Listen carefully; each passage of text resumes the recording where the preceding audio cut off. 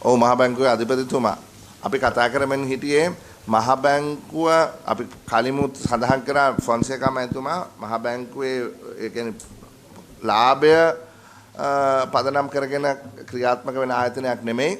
නමුත් මහ බැංකුවට සමහර අවස්ථාවල ලාභයක් ලැබෙනවා. එතකොට මේ ලාභය හා ඒ තමයි පාවිච්චි කරන්නේ මේ පඩි වැඩි කිරීම සඳහා යනාදී වශයෙන්.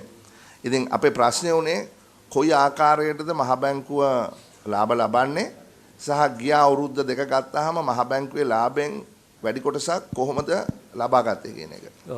බොහොම ස්තුතියි ප්‍රශ්නෙට. මුලින්ම මම හිතන්නේ මේ නියල්මසේක මහත්මයා කිව්ව කියලා කිව්ව මෙහෙමයි. මහ බැංකුව කියන්නේ ප්‍රතිපත්ති ක්‍රියාත්මක කිරීමේ සහ රෙගුලේටර් විදියට බැංකු පද්ධතියේ අර මුලින්ම අපි කාර්යභාරය පැහැදිලි කරන්නේ.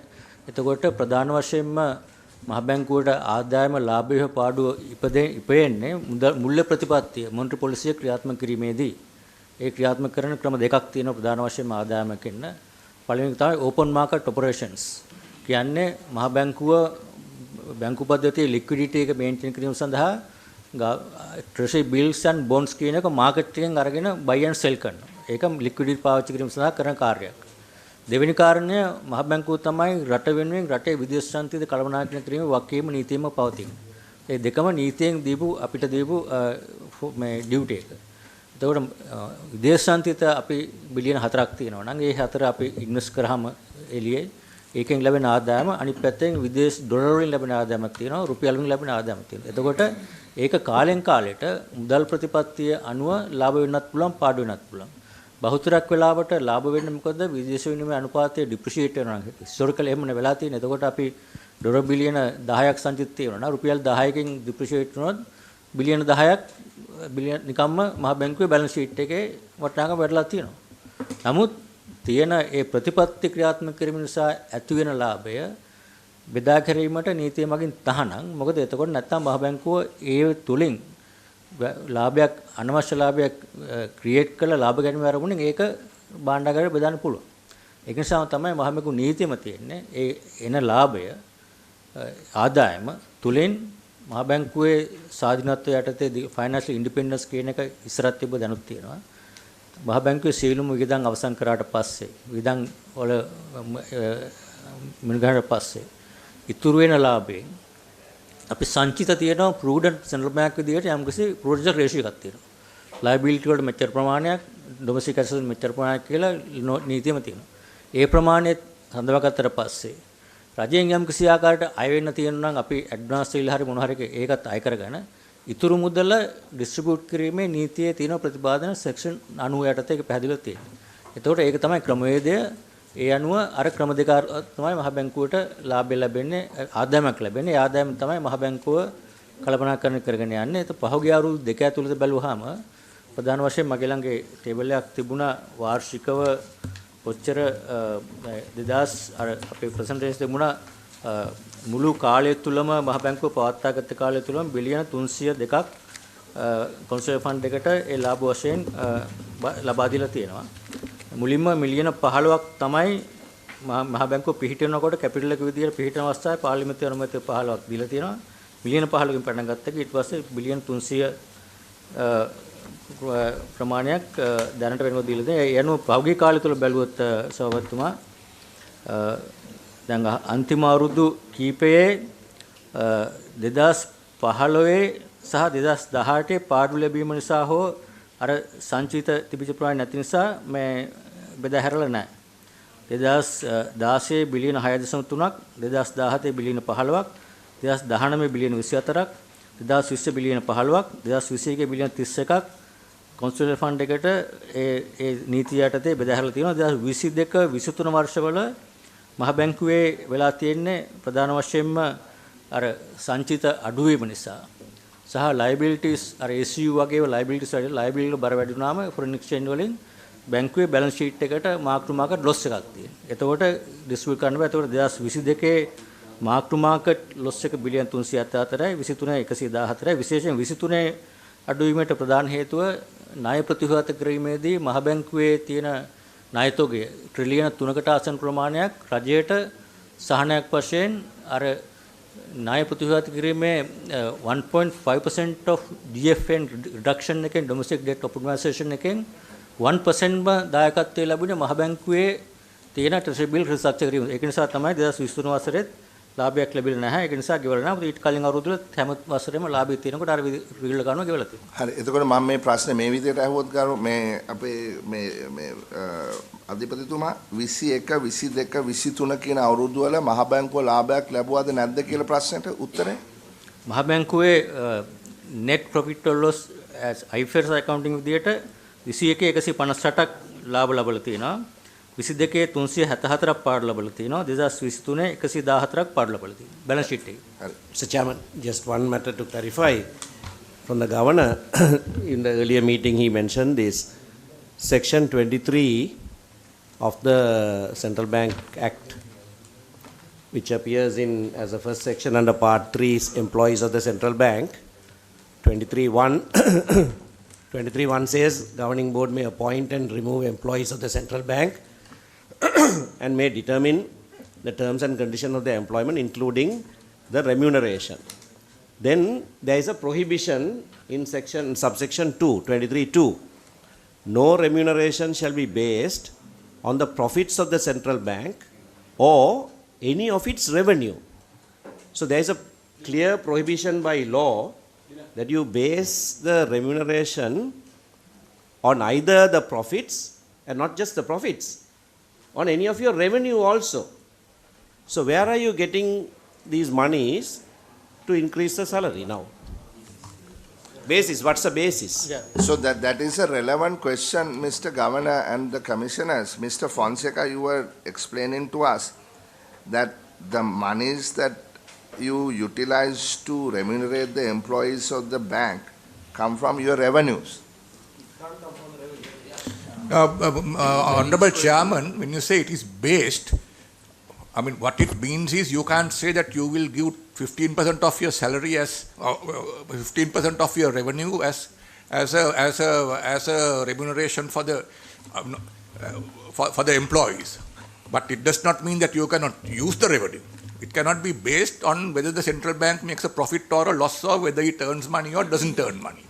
මොකද මෙතන වෙලා තියෙන ගරු සුමන්දිරන් මන්ත්‍රීතුමා දැන් මෙතුමාලා පිළිගන්නවා ගිය අවුරුදු දෙකේ මහ බැංකුවේ විශාල පාඩුවක් ලැබුවා කියලා.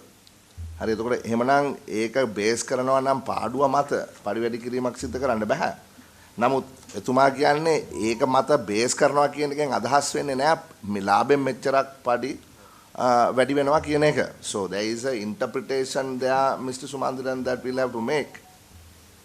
It's not very clear. What Mr. Fonseca says is not the only basis that is prohibited. That you say so much of percentage of revenue or so much of percentage of profits will be added to the remuneration. That's not the only. There has to be a basis. There has to be a basis. So the question that we are asking is, what did you base it on? If you did not base it on your profits or your revenue, what did you base it on? We haven't come to that question yet. We were still coming to that point, and when we come to that point, I will raise it, Mr. Sumandiran, Honorable Sumandiran. Please go ahead. This was the last one we discussed. From here we have to go and do the slides. Honorable Kumaratunga, Mr. Vijay Singh was sitting working on the computer. So if you can move here, Mr. Kumaratunga, if you can move here, please. Start from here. Honorable Chairman, the Governor will continue from where I left off. Yeah, That's I think එන්න ගරු මන්ත්‍රීතුමා මෙතනට එන්න. ඉස්සරහට එන්න. ප්‍රශ්න දානවා පේනවද?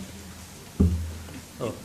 So this මේ presentation පෙන්නන්නේ දැන් slide ඊළඟේ අර ප්‍රශ්නට උත්තරේ specific factors that were considered in granting the salary revision, the last one. So these are the consideration in negotiation with the trade unions and the governing board. First factor that was considered was high level of staff resignation. I think I don't know whether we show the table. Cable is lowest staff for last 10 years that we are operating with double the work. That's the one reason. And also to retain the remaining trained technical competent staff and give them a motivation and at least encourage them to stay without migrating. And also the historically salary revision applies once in every 3 years without any adjustment in between. So that's a collective agreement process that we have had. Then obviously the important factor historically, central bank salaries have been comparative. Comparators are banking sector. That has been since 1991. That's why I said in one of the interviews. And I was recruited to the People's Bank as a management trainee through competitive exam. And then I was able to come through same process in 1991, the central bank.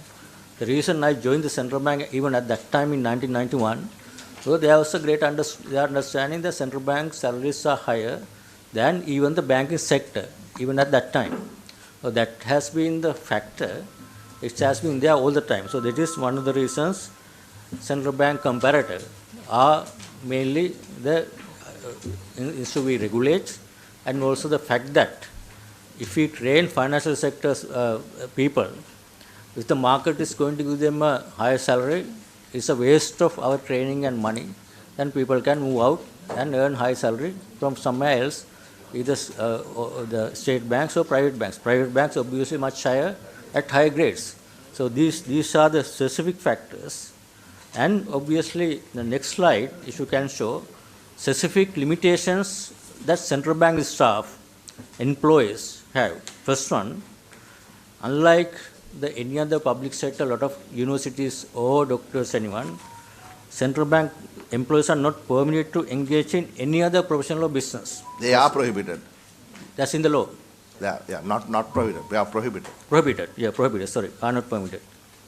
Second, they have restriction in even investing. They can't do any trade of any government securities.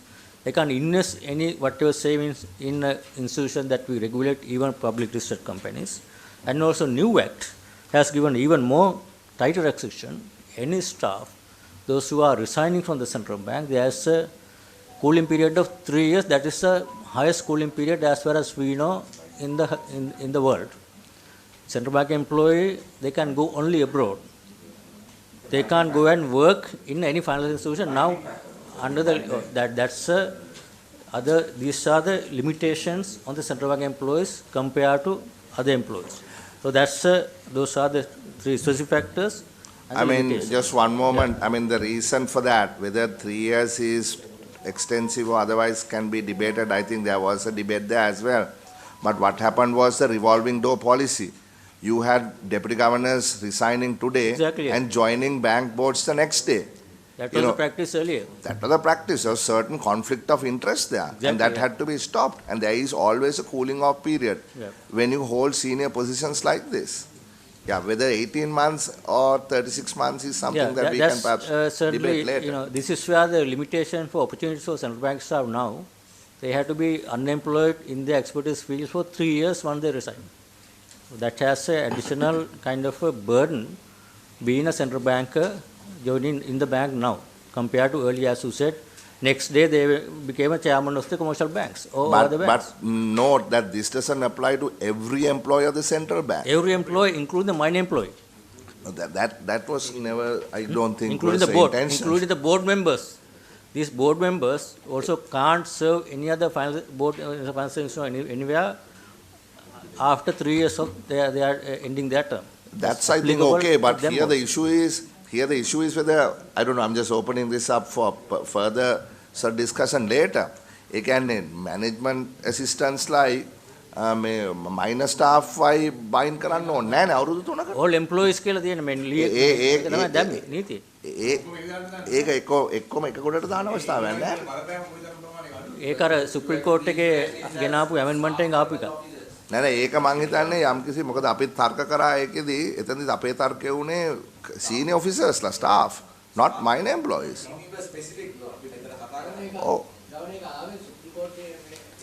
Supreme coat එකේ කලින් bill එකේ තිබුණේ මං හිතන්නේ අවුරුද්දක් කලින් අපේ තිබුණේ ප්‍රැක්ටිස් එකක් තිබුණේ අපි ඕක එන්න කලින් කෝඩ් ඔෆ් කන්ඩක්ට් එකේ යටතේ තිබුණා 1 year කූලින් පීරියඩ් එකක් දාලා. එතකොට ලෝ එකටත් ඕක ගෙනා 1 year කරලා. ඒක සුප්‍රීම කෝට් එකේ ඕක ඒ වෙලාවේ හිටපු ජජස්ලා නෑ සුප්‍රීම කෝට් එකෙත් අපි ඊට කලින් ඩ්‍රාෆ්ට් ස්ටේජ් එකේම අපි කිව්වේ ස්ටාෆ් ලෙවල් කියලා. that was included by us.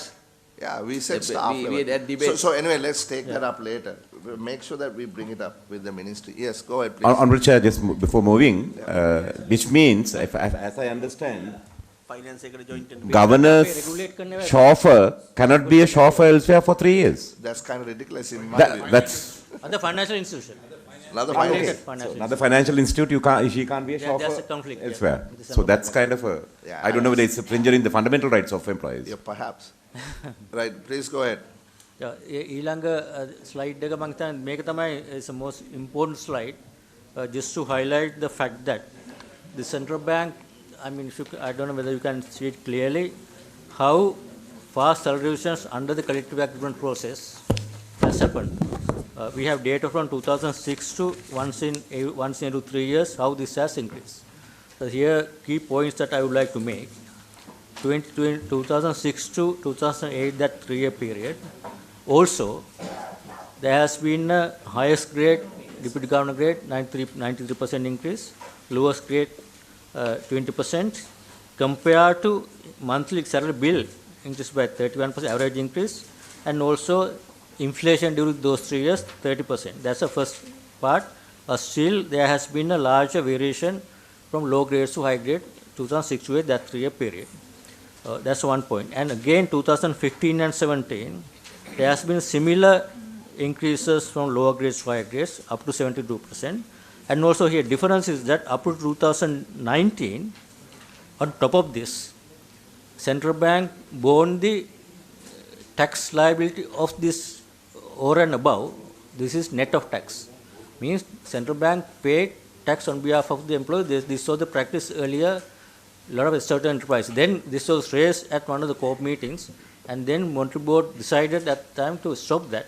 And then we made our staff liable to pay individually from 2019 onwards. So if you compare increases 2021 and 2023 and last increase, all those two increases, they are liable to pay on their own taxes depending on 36% or now say 24% or 18%, whatever.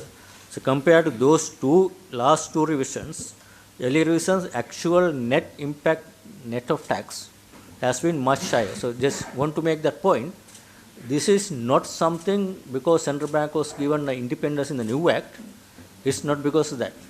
It has been there in the process once in every 3 years. This has been a process, not only central bank, all the banks, state banks and some of the other corporations. This has been happening. So this is just to point out, and also compare last increase, 50% increase salary bill, monthly bill, of which during this period inflation going up, this is not fully compensation for the inflation. 80% inflation, only 50% increase. Out of this 50% increase, also employers will have to pay their tax.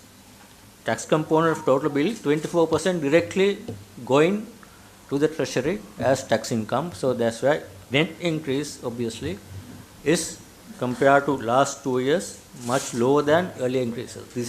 This is an legacy issue that we have been, this board had to deal with the trade unions, especially during the most difficult times where taxes were raised and inflation was higher, and trade unions have bargaining power under collective agreements. So once we have agreed that you fix that for 3 years. I think I have a burning question to clarify before I go further. Mr. Ratnayaka and now to the governor. The preamble of this debate or the discussion entered, I think, the 4th time or the 5th time now, saying that they inherited a certain tradition. Every 3 years there was this bargaining constitution. But we are talking about a post-crisis condition. So we cannot apply those pre-crisis situations and transplant them and say we have to behave the same way. Honorable Chair, I have a question. Mr. Wale, Let me finish. Let me finish my question. Yes. So therefore, Mr. Ratnayaka and Honorable Governor, I am not willing to accept that position, saying that we had the previous idea, therefore we continue. You know jolly well more than anybody else, this country had gone through unprecedented crisis. So it's unfair for us to expect the people, okay, we did this in 2000, we did this in 1990, therefore we have to continue. I think we need to reformulate the argument. That argument will not go through. Right, before I ask Mr. Sababatu- Walebura, Honorable Walebura, yes. සභාපතිතුමා Anuradhapura දැනට වල. ලංකාවේ central bank එක අරුණාම රෙගියුලටරි bodies මේ විදිහට ගණනාවක් තියෙනවා. මහජන උපයෝගිතා කොමිසම, සස්ටේනබල් ඩෙවලොප්මන්ට් ඔතොරිටි එක. ඒ වගේම තව ගොඩක් ආයතන තියෙනවා. මේ තියෙන ක්‍රයිසිස් සිටුේෂන් එකේ ඒ හැම ආයතනයකටම මේ ආදායම් උත්පාදනය කරන්නේ අවසානයේදී ගත්තොත් පබ්ලික් ෆන්ඩ්ස් තමයි රිවෙනියු එක විදිහට ක්‍රියේට් වෙලා එන්නේ. සෙන්ට්‍රල් බැංක් එකටත් එහෙමයි, මේ කියන ආයතන වලටත් එහෙමයි. එතකොට මෙතන නීතියට එකඟද කියන කාරණාවට අමතරව සදාචාර ප්‍රශ්න නිර්මාණය වෙලා තියෙනවා. ආර්ථික අර්බුදය සමනය කරන කාරක සභාව විදිහට අපිට අද අනිත් ආයතන එක කතා කරන්න බැරි තත්යකටපත් වෙලා තියෙනවා. ලංකාවේ මොනිටරි පොලිසි එක සාර්ව ආර්ථිකයේ රුධිර නාල පද්ධතිය හසුරවන ආයතනයේ විදිහට තමයි මේ ආයතනයේ මෙහෙම කටයුතු කිරීම පිළිබඳව. ඒක නිසා රටට සමාජයට සහ අපිත් එක්ක ගනුදෙනු කරන ආයතන වලට සාධාරණ පිළිතුරක් දෙන්න පුළුවන් විදිහේ සාධාරණීකරණයක් මහ බැංකුව අධිපතිතුමා ඇතුළු මුදල් මණ්ඩලය රට ඉදිරියේ තැබිය යුතුයි. දෙවෙනි ප්‍රශ්නේ ඊළඟට ගරු මන්ත්‍රීතුමා පොඩ්ඩක් ඉන්න. මගේ ඊළඟ ප්‍රශ්නේ ඉවර කරන්න මම මෙච්චර කතා Okay. කරන්නේ. මෙච්චර කතා කරන්නේ. ඊළඟට මෙච්චර කාලයක් මහ බැංකුවට බඳවා ගැනීම කළේ ගරු සභාපතිතුමනි ලංකාවේ උපාධිධාරීන්ගෙන් සුදුසුකම් මත ඉල්ලුම් පත්‍ර කැඳවලා විභාග දෙපාර්තමේන්තුවෙන් ඊටාම රහසිගත ආකාරයට විභාගයක් පවත්වලා ඊළඟට සම්මුඛ පරීක්ෂණ වලට කැඳවලා. දැන් මෙවර මහ බැංකුව තමන්ගේ පාලනය යටතේ තියෙන ශ්‍රී ලංකාවේ බැංකුකරුවන්ගේ ආයතනය යටතේ ඉල්ලුම් පත්‍ර කැඳවලා ඒගොල්ලෝ ප්‍රශ්න පත්‍ර හදලා ඒගොල්ලෝ උත්තර පත්‍ර බලලා ඒගොල්ලෝ සම්මුඛ පරීක්ෂණ පවත්වලා මුළු විභාගෙම ප්‍රතිඵල නිකුත් කරන්නේ නැතුව තමන්ට කැමති ආකාරයට ඊටාම කිසිම විනිවිද භාවයකින් තොරව ලංකාවේ මුදල් ප්‍රතිපත්තිය තව අවුරුදු 10කින් 15කින් තීරණය කරන කණ්ඩායම මෙහෙම රහසිගත විදිහට අපි දන්නේ නැහැ මෙතන කොච්චර දූෂණ ප්‍රමාණය වෙලා තියෙනවද කියලා. තමන්ගේ හිතවත් කොච්චර බඳවාගෙන තියෙනවද කියලා අපි දන්නේ නැහැ. ඒ විතරක් නෙමෙයි රටේ ඉන්න උපාධිධාරීන් නිදහස් අධ්‍යාපනයේ හරහා ආපු මිලියන ගණන් වියදම් කරලා පිටරට අධ්‍යාපනය ළඟ ලංකාවට ඇවිල්ලා ඉන්න දහසකුත් දිනාට මේකට ඉදිරිපත් වෙන්න තියෙන අවස්ථාව සම්පූර්ණයෙන් නැති කරලා තියෙනවා. ඉතින් මේ ස්වාධීනත්වයේද අපි පනත සම්මත කරලා ලබා දුන්නේ කියන එක මම අහනවා තමුන්නාන්සේගෙන්. ඒකටම අදාළ දෙයක් කරු සභාපතිතුමා. පොඩකින. වාලේබොඩ මන්ත්‍රීතුමා ඉවරයිනේ. හරි පොඩක් ඉන්න මේ වීරක්කොඩි මන්ත්‍රීතුමා. මට මේකටම අදාළ එකක් දැන් ඔබතුමා කිව්වා මේ කලෙක්ටිව් ඇග්‍රීමන්ට් එකක් මේ සඳහන් කරේ. දැන් මේ වෙන විට මේ රටේ ආයතන කීපයකම කලෙක්ටිව් ඇග්‍රීමන්ට්ස් තියෙනවා. පෙට්‍රෝලියම් එක ගත්තත් වරාය ගත්තත් ජල සම්පාදන මණ්ඩලය ගත්තත් විදුලි බල මණ්ඩලය ගත්තත් ඒ හැම එකම තියෙනවා. දැන් රජයක් හැටියට රජයට විශාල ප්‍රශ්නයක් ඇති වෙනවා. දැන් ඒ ආයතනවල ඉන්න නිලධාරීන්ටත් ඒ පදනම මතම පදනම ඒක නම් එයාටත් සියල්ල ගෙවන්න වෙනවා. ඉතින් ඒකට ලබා දෙන මට ඒ ආයතනවල සම්බන්ධ වෙච්ච නිලධාරීන් මට කිව්වා ඔබතුමාලගේ නිලධාරීන් එක තිබිච්ච සාකච්ඡාවල මුදල් අමාත්‍යාංශ ලේකම්වරයා තිබිච්ච සාකච්ඡාවල එතුමලා ඔළුව අත ගහගෙන මේ වගේ දෙයකට කොහොම එකඟ වෙන්නද කියලා කතා කරයි කියලා. ඉතින් අපි මේකට දැන් අපි මහජන නියෝජිතයෝ පාර්ලිමේන්තුව අපිට මේකට උත්තර දෙන්න ඔබතුමාලගේ දෙන අදහස උපදේශ මොකක්ද කියන එක තමයි කියන්නේ. දායසිරි මන්ත්‍රීතුමා. මට මේ මම මේක කලින් ඇහුවා අපේ සම්බන්ධ මෙතුමා මේක නවත්වමින් දාපු මේවා කරේ. ඇත්තටම මේ බැංකුකරුවන්ගේ ආයතනය කියන්නේ සභාපතිතුමා මේ ආයතනයේ යටතේ පවතින අධීක්ෂණය යටතේ පවතින ආයතනය. ඒතර ඒ ආයතනය තමයි මේ විභාගයේ පවත්වන වැඩ කටයුතු ටික කරන්නේ. මෙච්චර කල් විභාග දෙපාර්තමේන්තුව විසින් කරපු එක. ඒතකොට පැහැදිලිව අපිට ඕනම කෙනෙකුට සැක කරන්න තියෙන කාරණයක් මෙතන තියෙනවා. කවුද තෝරගත්තේ කොයි විදිහට තෝරගත්තේ ලකුණු මට්ටම දාලා නැහැ කට්ටියක් ඉන්ටර්වයුව කෝල් කරනවා මේක ඇත්තටම මේක ස්වාධීන කරපෙකේ තියෙන මේ ප්‍රතිවිපාක මේකද කියලා තමයි අපේ කට්ටිය ඔක්කොම අහන්නේ. ඉතින් ඒගොල්ලෝ ඇත්තටම ලොකු ප්‍රශ්නයක ඉන්නවා මේක කරුණාකරලා මේකත් මෙතනින්ම අරගෙන මේක විශ්ලේෂණය ඉවර කරන්න. ගරු සභාපතිතුමනි මම හිතන්නේ මේ මීට පෙර සාකච්ඡාවටත් අධිපතිතුමා ඇතුළු සියලුම දෙනා සම්බන්ධ වුණා. ඉතින් එතනදී පැහැදිලි කිරීම අනුව දැන් මෙතන පඩි වැඩිවීම හරිද නැද්ද කියන එක අපි පැත්තකින් තිබ්බත් මේ ගෙවීම පිළිබඳව මහ බැංකුව ඉදිරිපත් කරන එකක් කලෙක්ටිව් ඇග්‍රීමන්ට් එකක් කියන කරුණ සහ අනිත් කරුණ තමයි මහ බැංකුවේ මේ මුදල් ඒකාබද්ධ අර මුදලකින් නැතුව මහ බැංකුව විසින් උපයා ගන්නා සල්ලි වලින් ගෙවනවා කියන තර්ක දෙක තමයි ඉදිරිපත් කරන්නේ. එතකොට මේ කලෙක්ටිව් ඇග්‍රීමන්ට් එක දැන් කම්කරු අමාත්‍යාංශයත් එක්ක සයින් කරලා නැහැ. ඒතර කලෙක්ටිව් ඇග්‍රීමන්ට් එක නීත්‍යානුකූල වෙන්නේ ඇග්‍රීමන්ට් එක සයින් කරලා ගැසට් කරන්න ඕනේ. එතකොට මේ පඩි වැඩි වීමට කම්කරු අමාත්‍යාංශයයි වෘත්තීය සමිතිය පාලන අධිකාරිය තුනම එක්ක වෙලා තමයි පඩි වැඩි වීම කරන්න ඕනේ. එතකොට කලෙක්ටිව් ඇග්‍රීමන්ට් කතාව එතනින් ඉවරයි. ඒක නීත්‍යානුකූල නැහැ. ඊළඟට දැන් මෙතන මුදල් අමාත්‍යාංශයක් ඉන්නවා. විගණකාධිපති දෙපාර්තමේන්තුවක් ඉන්නවා. එතකොට දැන් මේ මහ බැංකුව උපයන සල්ලි ඒ සඳහා 54 දෙනෙක් පාර්ලිමේන්තුවෙන් මහ බැංකුව සල්ලි උපයන ක්‍රම තියෙනවා ලාභ ලබන ක්‍රම පොඩි අනුපාතේ වෙන්න පුළුවන් අර ලාභ වෙන්න පුළුවන්. එතකොට ඒ අයට ඉන්ටර්නල් සර්කියුලර් හදාගෙන සල්ලි උපයන්න බෑ. ඒ සල්ලි උපයන්නේ විශේෂයෙන්ම පාර්ලිමේන්තු පනතක් තුලින්. එතකොට දැන් මේ වගේම මේ අරමුදලට 1950 භාණ්ඩාගාරේ මිලියන 50ක් දාලා තියෙනවා. මිලියන 15. දැන් අපිට මතකයි මම හිතන්නේ ස්ලිට් ආයතන අපි මේක ගොඩක් එළියට යනවා. නෑ නෑ එළියට නෙමෙයි කියන්නේ. දැන් එතකොට ප්‍රශ්නේ තියෙන සභාපතිතුමා මෙතන ප්‍රශ්නේ පැහැදිලි. දැන් අපි කියන්නේ කොහෙත්ම මේක මේක ගෙවීම නීත්‍යානුකූල නැහැ. විශේෂයෙන්ම දැන් මේ වගේ ආයතනයේට මෙහෙම ගෙවන්න මේ පඩි වැඩි කරගන්න මෙහෙම දුන්නොත් අපි මොකද්ද මේකට දෙන පොඩක් ඉන්න ගරු මන්ත්‍රීතුමා ගෙවින්දු කුමාරතුංග මන්ත්‍රීතුමාගේ ප්‍රශ්නයෙන් පස්සේ මම මේ මෙතනින් ප්‍රශ්න ඇසීම නවත්තලා තව එක ස්ලයිඩ් එකයි තියෙන්නේ. ඒ ස්ලයිඩ් එක ඉවරනායින් පස්සේ මේ සියලු ප්‍රශ්න වලට එන්න බලාපොරොත්තු වෙනවා. පොඩක් ඉන්න සභාපතිතුමා දැන් එතුමා ඇත්තටම මේ අපේ මහ බැංකුවේතුමා ඇත්තටම වෘත්තීය සමිති නායකයෙක් වගේ Tamanගේ ආයතනයේ රාජකාරී කිරීම නිසා එන සීමාවන් විතරයි කිව්වේ. වරප්‍රසාද ටික අමතක කරා. කියන්නේ උන්ට පෙන්ෂන් එකක් එක්කම විශ්‍රාම වැටුවක් එක්කම EPF අරමුදලක් හම්බ වෙනවා. අනික් රජයේ සේවකයන්ට ඒ වරප්‍රසාද නැහැ. පෞද්ගලික අංශයට ඒ කියන්නේ දෙකෙන් එකයි තියෙන්නේ. EPF එකත් රටේ අයට තියෙන 120යි. කියන්නේ 12 සහ 108 ඒ අය 100ට 15 සහ 10 හැටියට 125ක් ගරු මන්ත්‍රීතුමා ඔබතුමාට ওই ප්‍රශ්නේ මම අහන්නේ අවස්ථාව දෙනවා. මේ ඔක්කොම ASCII මේක අහනකොට සඳහන් කරේ තුමන්ලට තියෙන ඒ කියන්නේ මේ නිසා මහ බැංකුවේ සේවය කිරීම නිසා පැනවෙන සීමාව. සීමාවල එක්කම වරප්‍රසාද රාශියක් ලැබෙනවා. ඒ නිසායි අපේ මේ පළවෙනි පස්තිය ගන්නයි මහ බැංකුවට යන්නේ නික්කේවට යන්නේ නැතුව.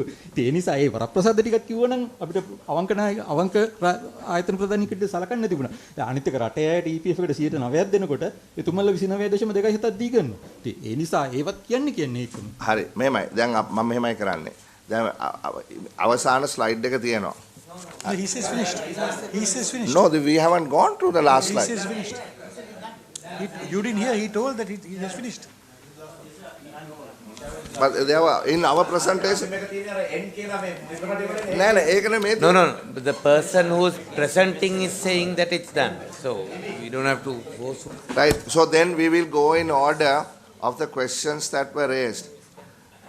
ඉස්සලම මං අහන්න මම කැමති දැනගන්න දැන් HR එක ඉන්නවා වලේබොඩ මන්ත්‍රීතුමයි දයාසිරි ජයසේකර මන්ත්‍රීතුමයි ප්‍රශ්න ඒ කියන්නේ බැරෑරුම් ප්‍රශ්න දෙකක් එකම ප්‍රශ්නේ දෙන්නෙක් ඇහුවා.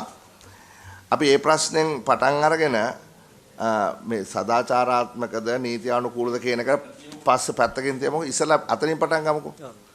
බොහොම ස්තුතියි ප්‍රශ්න ගැන. මේකේ තියෙන මුලින්ම මේ IBSL කියන ආයතනය මහ බැංකුව සහ සියලුම බැංකුකරුවන්ගේ එකතු කරලා පවත්වාගෙන යන ආයතන.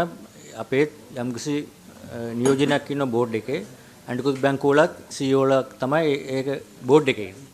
එතකොට මෙතෙන්දී ඇයි මහ බැංකුවට මේ මදවා ගැනීම කරන්න සිද්ධ වුණේ? ඔබතුමාලා බැලුවොත් අපේ ස්ටාෆ් එක අඩුම ප්‍රමාණයට ආව 1180 ගණන් වලට ගම මේ පහුගිය කාලය තුල යාම නිසා. එතකොට 2022 ඉඳලා මේ වෙනකන් අපේ රෙක්රූට් කරන ග්‍රේඩ්ස් එකක් තියෙනවා. එකක් මැනේජ්මන්ට් ට්‍රේනි, අනිත් එක management assistant. A level qualified අය 30000ක් වාඩි වෙන විභාගයට මැනේජ්මන්ට් ට්‍රේනි තව 10000ක් විතර වාඩි වෙනවා qualified graduatesලා. ඒතර මේ විභාග පැවැත්වීම සඳහා විභාග දෙපාර්තමේන්තුවත් එක්ක අපේ HR ඩිපාර්ට්මන්ට් එක සාකච්ඡා කරේ 2022 ඉඳලා. මේ වෙනකන් බැංකින් ඇසිස්ටන්ට්ලාගේ විභාගේ පැවැත්වීමටවත් විභාග දෙපාර්තමේන්තුව අපට දිනයක් දීලා නැහැ. හේතුව ඒගොල්ලෝ කියනවා අපේ මූලිකත්වයේ තියෙන්නේ A level O level ඒවත් දැන් කරගන්න බැරුව ඉන්නේ. ඒවත් ප්‍රමාද කරලා තියෙන්නේ. ප්‍රතිඵල දෙන්න ප්‍රමාද වෙලා තියෙන්නේ. ලකුණු කරන්න කච්චිය නැහැ. ඒතර ඒ ආයතනයේ ඒ ක්‍රමය තුල අපගේ විශාල වශයෙන් ස්ටාෆ් එක අඩු වෙන යනකොට බර වැඩි වෙනකොට අපිට දැඩි අවස්ථාවක් තියෙනවා අපිට බඳවා ගන්න යම්කිසි ආකාරයක. ඒතකොට අපි බැලුවාම ලංකා බැංකුව අපිට පෙර ලංකා බැංකුවත් ඒකේ ෂෙයා හෝල්ඩර් කෙනෙක්. ඒතකොට ලංකා බැංකුව සහ මහජන බැංකුවත් මේ ක්‍රමවේදය සාර්ථක නොවන නිසා අවුරුදු 2-3ක් යනකම් අත වශයෙන්ම ෆොරින් සර්විස් එක කතා කරත් මම කතා කරන ෆොරින් සෙක්‍රටරිට ඒගොල්ලන්ටත් බදවා ගන්න බැරි මොකද විභාග දෙපාර්තමේන්තුවේ තියෙන ක්‍රමවේදය තුල ඒක කරන්න බෑ අවුරුදු ගාණක් යනවා ඒක නිසා මේක අපි සාකච්ඡා කරා IBSL එකත් එක්ක ඒගොල්ලෝ IBSL කියන්නේ මුළු දිවෙන පුරාම බැංකින් සෙක්ටර් එක්සෑම්ස් 1000 ගානකට කරන ආයතනයක් යම්කිසි රෙපියුටේෂන් එකක් තියෙනවා කරපු එක ඊට අමතරව ලංකා බැංකුව මේ පාවිච්චි කරලා මීට කලින් ඒ විදියට කළා කිසිම ප්‍රශ්නයක් නැතුව ඒක කරපු ආයතනයක්. ඒතොර ඒගොල්ලොත් එක්ක සාකච්ඡා කරාම අපිට මාස 4ක් තුල පුළුවන් වුණා ඒ ක්‍රමවේදයටම ස්වාධීනව අපි බැලුවා කොහොමද කරන්නේ කොහොමද කරන්නේ විභාග දෙපාර්තමේන්තු කරන ක්‍රමවේදයටම තමයි ඒකට විරුද්ධව අපේ එක ට්‍රේඩ් එකක් නඩුවක් දැම්ම මේක නඩුව උසාවියේ සුප්‍රීම කෝර්ටයේ තියෙනවා. මොකද අපි එතෙන්දී ඒක ගිහිලා ඉදවත් කරා සුප්‍රීම කෝර්ටයේ අවසර දුන්නා විභාග කරගෙන යන්න කියලා.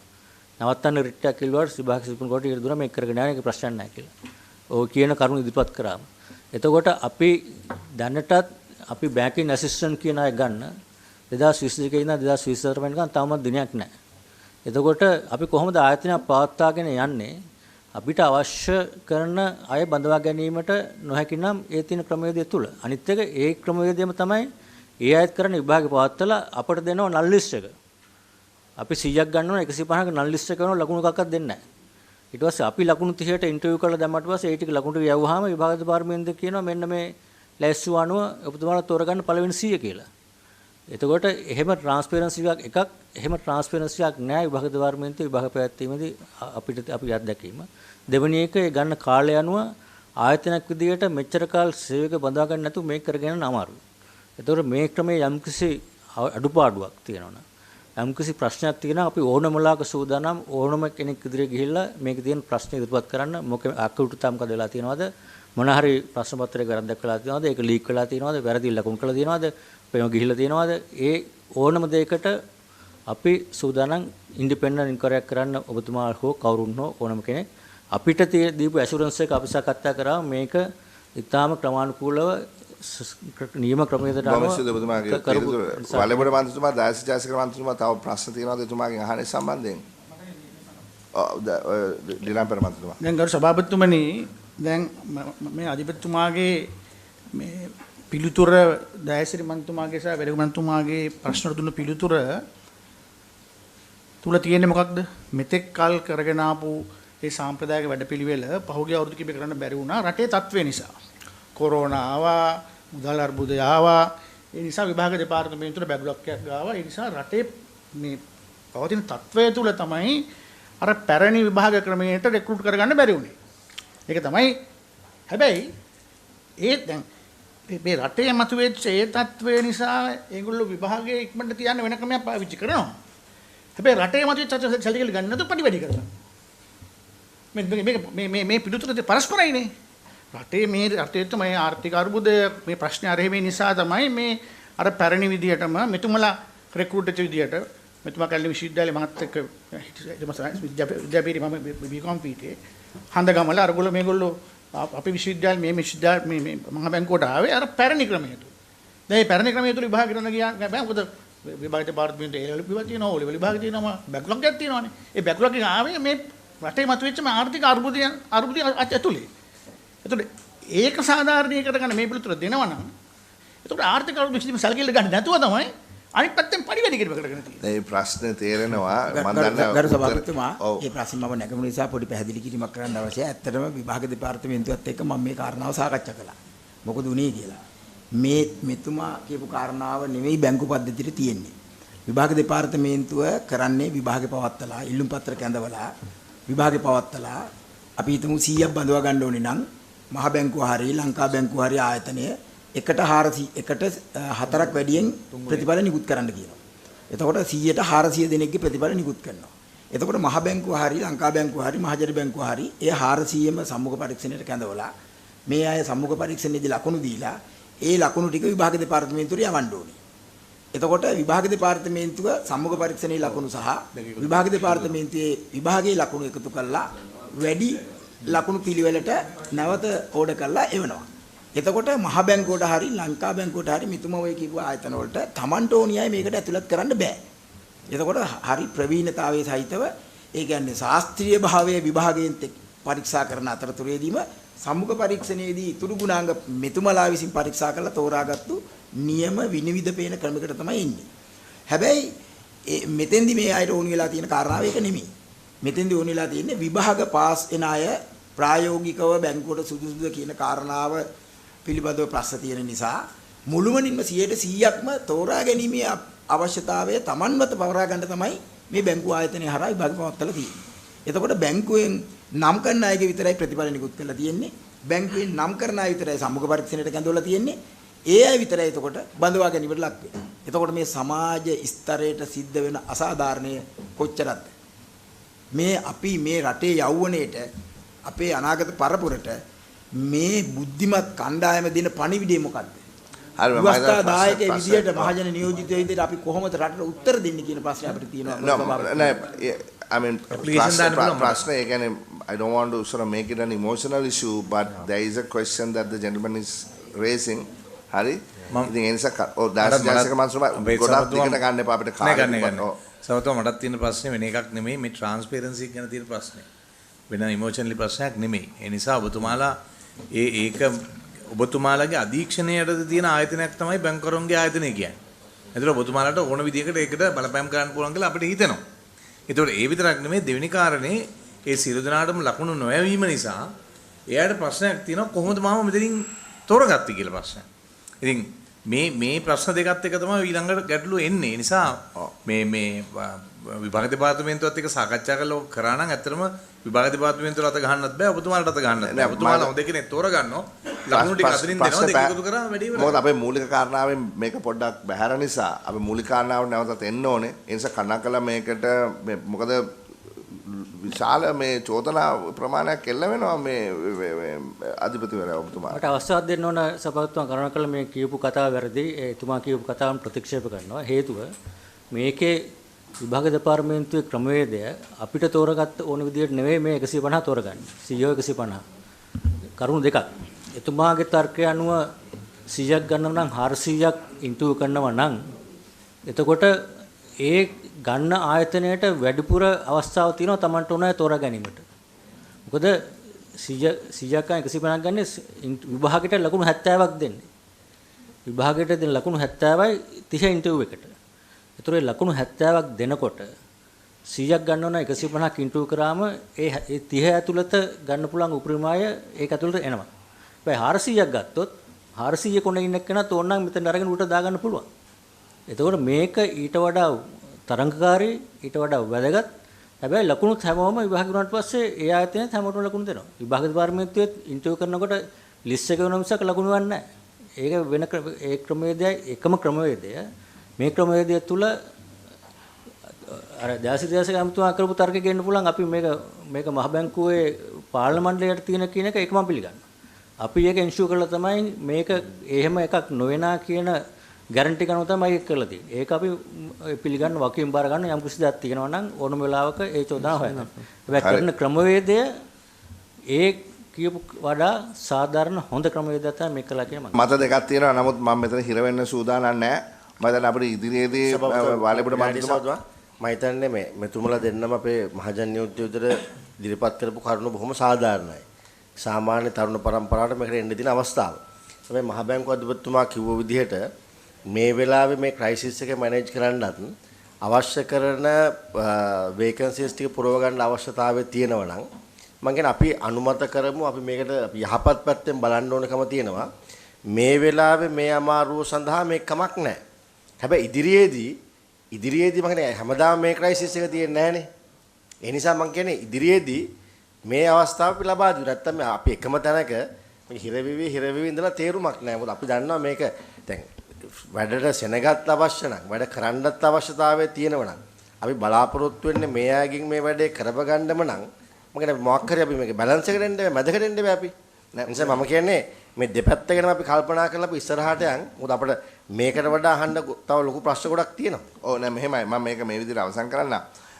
මේ අලුත් පනත එන්න කලිනුත් අලුත් පනත එනොත් දෙකෙන්ම මහ බැංකුවේ පාර්ලිමේන්තුවේට තමයි බලය තියෙන්නේ පුද්ගලයෝ තෝරා ගන්න. එතකොට ඒ බලය එදා ඉඳන් ඒ කට්ටියට තිබුණා. ඒක පාවිච්චි කරේ ওই ක්‍රමවේදය දැන් ඒ ක්‍රමවේදය වෙනස් කරලා තියෙනවා. ඒක පාර්ලිමේන්තුවට අපේ පනතෙන් මං හිතන්නේ නෑ මේකට බලපාන්න පුළුවන් කියලා. නමුත් සදාචාරාත්මක ප්‍රශ්නයක් මෙතන ගරු මන්ත්‍රීතුමන්ලා මේ ඔබට යොමු කරන්න. ඉතින් ඒ නිසා මගේ නිර්දේශය වෙන්නේ කරුණාකරලා මේ සම්බන්ධයෙන් නැවතත් සොයා බලලා මේ ඉදිරිපත් වෙච්ච කාරණාත් සැලකිල්ලට අරගෙන HR එකෙන් අපිට සාධාරණීකරණය කරලා මේ පිළිතුරක් එවන්න. අපි එතනින් ඉස්සරහට යමු මේ ගවන. yes. අද හොඳම අන්තිම එක ඒ අනුව මැනේජ්මන්ට් ඇසිස්ටන්ට් ගන්න එක තාමත් අපි සාකච්ඡා කරගෙන යනවා. තාම ඒක කරන්නේ දැන්ට අවසාන මත ආපු නිසා මැනේජ්මන්ට් ඇසිස්ටන්ට් කියන ඒ වලින් ගන්න ඒ ක්‍රමෙන් තමයි තාමත් ගන්න. මොකද ඒක අවුරුදු දෙකක් තිස්සේ ගියපු ක්‍රමවේදයක්. අනවත හදිස්සියේ මැනේජ්මන්ට් ට්‍රේනින්ග්ස් ගන්න එක අපි ඉවර කරේ දැන්. සපතුමා මම just a comment quick comment. දැන් මේකේ සිළුම් මන්ත්‍රීව කල්පනා කරන දෙයක් තමයි මේකින් යම් කිසි බයවීමක් වෙනවා. there is a fear factor that comes in this because if the other independent institutions also does the same thing in the next few weeks or months to come in their HR employment, in their salary increments, then there will be a big problem that members of parliament will have to face. That's just a comment.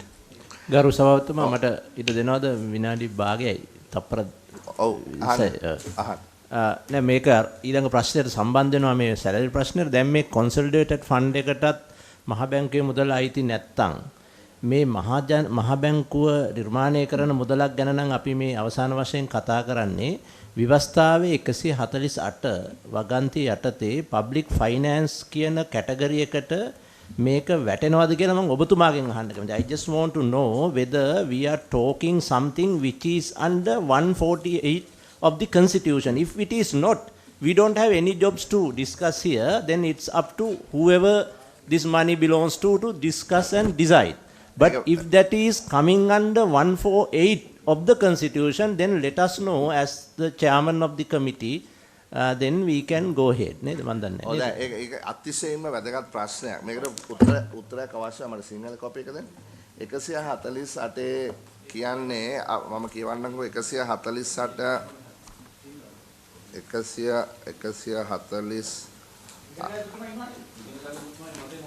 නෑ පොඩක් ඉන්නකෝ අපේ මතය දෙමුකෝ 148 මෙන්න මෙහෙමයි කියන්නේ රාජ්‍ය මූල්‍ය පිළිබඳ සම්පූර්ණ පාලනය පාර්ලිමේන්තුව සතු වන්නේය. පාර්ලිමේන්තුව විසින් සම්මත කරනු ලැබූ නීතියක හෝ පවත්නා යම් නීතියක හෝ අධිකාරියක අනුව හෝ ඒ යටතේ හෝ මිස කිසිම පළාත් පාලන ආයතනයක් විසින් හෝ වෙනත් පොදු අධිකාරියක් විසින් හෝ කිසිම බද්දක් වරිපණමක් හෝ වෙනත් යම් කිසි බදු විශේෂයක් නියම කිරීමට බලය නොමැත්තේය. එතකොට මෙතන ඉතාමත්ම පැහැදිලිව තියෙනවා රාජ්‍ය මූල්‍ය පිළිබඳ බලය තියෙන්නේ පාර්ලිමේන්තුවට. එතකොට රාජ්‍ය මූල්‍ය සහ මූල්‍ය ප්‍රතිපත්තිය කියන්නේ දෙකක්. රාජ්‍ය මූල්‍ය ප්‍රතිපත්තිය ක්‍රියාත්මක වෙන්නේ භාණ්ඩාකාරය හා මුදල් අමාත්‍යාංශය හරහා. මූල්‍ය ප්‍රතිපත්තිය ක්‍රියාත්මක වෙන්නේ මහ බැංකුව හරහා. ලංකාවේ තිබිච්ච පොඩක් කියන මම ඉවර කරනවා. ලංකාවේ තිබිච්ච මූලික ප්‍රශ්නයක් තමයි අවුරුදු 50ක් තිස්සේ මේ රාජ්‍ය මූල්‍ය කියන හස්තය විසින් මූල්‍ය ප්‍රතිපත්ති පාලනය යම්කිසි අල්ලා ගැනීමට ලක් වෙලා තිබ්බා. අපි ඉංග්‍රීසියෙන් කියනවා fiscal dominance of monetary policy කියලා. එතනදී තප්‍රකින. එතනදී මේ අලුත් පනත හරහා කරලා තියෙන්නේ මූල්‍ය පාලනය මහ බැංකුවටත් රාජ්‍ය මූල්‍ය පාලනය භාණ්ඩාකාරයටත් බෙදලා තියෙනවා. එතකොට මෙතනදී මහ බැංකුව තමන්ගේ ලාභය ලබා ගන්නේ කොතනින්ද කියන එක තමයි අපිට අදාළ වෙන්නේ. නෑ සභාවතුමා ඔබතුමා අවසරය පිට මට ඔබතුමා කැලලටම නමුත් ඒක එතන conceptually වැරදි. ඒ කියන්නේ fiscal policy and monetary policy කියන්නේ එකක්. හැබැයි ඔතන 148 රාජ්‍ය මූල්‍ය කියන එක යටතේ තියෙන්නේ සම්පූර්ණ මේ රටේ රාජ්‍ය ආයතනයක් හෝ රාජ්‍ය පාවිච්චි කරලා symbol of that අපේ රාජ්‍ය symbol එක යටතේ තියෙන සියලු මුදල් වල අවසාන අයිතිකරු ජනතාවයි. ජනතාවගේ නියෝජිතයන් ලෙස පාර්ලිමේන්තුවට ඒක දීලා තියෙන්නේ. ඒ නිසා මේ මූල්‍ය ප්‍රතිපත්තිය පැහැදිලි ඒක මහ බැංකුවට අයිති එකක් තමයි. ඒක තමයි මේ පනතෙන් පැහැදිලි කරේ. හැබැයි මෙතන ෆිස්කල් කටයුත්තක් ගැන විතරක් නෙමෙයි මේ කියන්නේ. ටෝටලි මේ රටේ රාජ්‍ය මුදල් කියන එක. ඒක 149 දෙකේ 149 දෙක යටතේ රාජ්‍ය නායර මුදලේ පොලියද නිදන් අරමුදලට ගෙවන මුදල්ද ඒකාබද්ධ අරමුදල එකතු කිරීම පාලනය කිරීම සහ බාර ගැනීම යනාදී කටයුතු හා සම්බන්ධ පිරිවැය ගාසුව සහ වියදම්ද පාර්ලිමේන්තුව විසින් නිශ්චය කරන ලබන්නා වූ වෙනත් වියදමක් වේ නම් එය ඒකාබද්ධ අරමුදලට වැයබරක් කටයුතු කළ යුතුය කියලා. ඒතකොට මේක 148න් යම්කිසි බලයක් දෙනවා 149 දෙකෙන් යම්කිසි බලයක් දෙනවා. ඒතකොට ඔබතුමා මේ ප්‍රශ්න කරන්නේ මේ කොන්සොලිඩේටඩ් ෆන්ඩ් එකට අයිති මුදල් අත් වශයෙන්ම නෑ අයිති නැති කොන්සොලිඩේටඩ් ෆන්ඩ් එකට අයිති නැති වුණත් රාජ්‍යයට අයිති මුදල් කියන ඒවා දැන් රාජ්‍යයට අයිති හැම මුදලම හරි කොන්සොලිඩේටඩ් ෆන්ඩ් එකට යන්න ඕනේ. එහෙමනම් මේකත් යන්න ඕන. නෑ කොන්සොලිඩේටඩ් ෆන්ඩ් එකට යන්න ඕනේ රජය විසින් එකතු කරන සියලුම බදු ඒ සියලුම මුදල් කොන්සොලිඩේටඩ් ෆන්ඩ් එකට යන්න ඕනේ. සෙස් එකක් හරි එහෙම දෙයක් තියෙනවා නම් ඒක හරි සභාවතුමා. නමුත් දැන් මේ මහ බැංකුව කියන ආයතනය ශ්‍රී ලංකා කන්ස්ටිටියුෂන් එකෙන් පිට නෙමෙයි පිටවල තියෙන්නේ. මේ පනත කියන එක කන්ස්ටිටියුෂන් එකට යටත් තුමා පැහැදිලි කරා. ඒතකොට කන්ස්ටිටියුෂන් එකක් ඇතුලේ තමයි the act is under the constitution, it is not beyond the constitution. Now the constitution enacted very clearly that the state has all the ways to collect money, but those money should be finally managed by the people of the country. එතකොට මේක මේ මහ බැංකුව නැත්තම් අපි අනිත් විදිහට argue කරොත් sir මහා බැංකුව කියන එක කන්ස්ටිටියුෂන් එකෙන් එළියට යන්න ඉඩ තියෙනවා. that should be very careful thing. මම ඒකට උත්තරයක් දෙන්න. මොකද මේක වැදගත් සාකච්ඡාවක්. දැන් මහා බැංකුව තමන්ගේ ලාභය ලබා ගන්නේ අධිපතිවරයා සඳහන් කරපු පරිදි ඕපන් මාකට් ඔපරේෂන් කරලා එහෙම නැත්නම් මනි සප්ලයි එක වැඩි කරලා හෝ අඩු කරලා සහ තමන්ට තියෙන ෆොරින් එක්ස්චේන්ජ් වෙන රටවල් වල ආයෝජනය කරලා. ඒතකොට ඒකේ රුපියල ඩිප්‍රීෂিয়েට් වුණොත් මොකක්වත් කරන්නේ නැතුව මහ බැංකුවට ලාභයක් එනවා. හරිනේ? එතකොට ඒ තීරණ ගන්න මුදල් ප්‍රතිපත්තිය කිව්වහම ඒ තීරණ ගන්න රුපියලේ අගය. ඒ කියන්නේ උද්දමන එක පැත්තකින් රුපියලේ අගය වෙන රටවල් වල මුදලට සාපේක්ෂව මේ එක්ස්චේන්ජ් රේට් එක පාලනය කරන තීන්දුව ගන්නේ මහ බැංකුවේ පාලන මණ්ඩලය.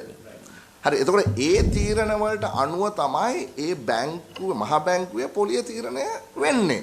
ඒක පාර්ලිමේන්තුවේ කිසිම දවසක පාර්ලිමේන්තුවට දැන් අපි දැක්කා නඩුවක් තිබ්බනේ මේ ළඟදී. ඒ නඩුවේදී ඉදිරිපත් කරපු ඩොකියුමන්ට්ස් වලට අනුව අපි දැක්කා ජනාධිපතිවරයාගේ වකට හිටපු ලේකම්වරයා මහ බැංකුවට අණ දීලා තිබුණා මෙන්න මේ විදියට මහ බැංකුව පාලනය කරන්න. මෙන්න මේ විදියට පොලිය වෙනස් කරන්න කියලා. ඒක වැරදි කියලා ශ්‍රේෂ්ඨාධිකාරියෙන් තීන්දුවක් දුන්නා. ඒ කියන්නේ සභාපතිතුමා සභාපතිතුමා එතන වෙන ප්‍රශ්නයක් තියෙනවානේ. සභාපතිතුමා විනාඩියක් ඉන්නකෝ. සභාපතිතුමා දැන් ඒකාබද්ධ අරමුදල පිළිබඳව කිසිදු ගැටලුවක් නැත. එහෙම නෙමෙයි ප්‍රශ්නේ තියෙන්නේ. ඒකාබද්ධ අරමුදලට යන සල්ලි පිළිබඳව අනිවාර්යයෙන්ම බැඳී තිබුණා. දැන් මෙතන තරකේ තියෙන්නේ මහ බැංකුව කියන්නේ ඒකාබද්ධ අරමුදලට යන්නේ නැති අරමුදල් තියනවා කියන එක. ඒක මහ බැංකුවේ විතරක් නෙමෙයි.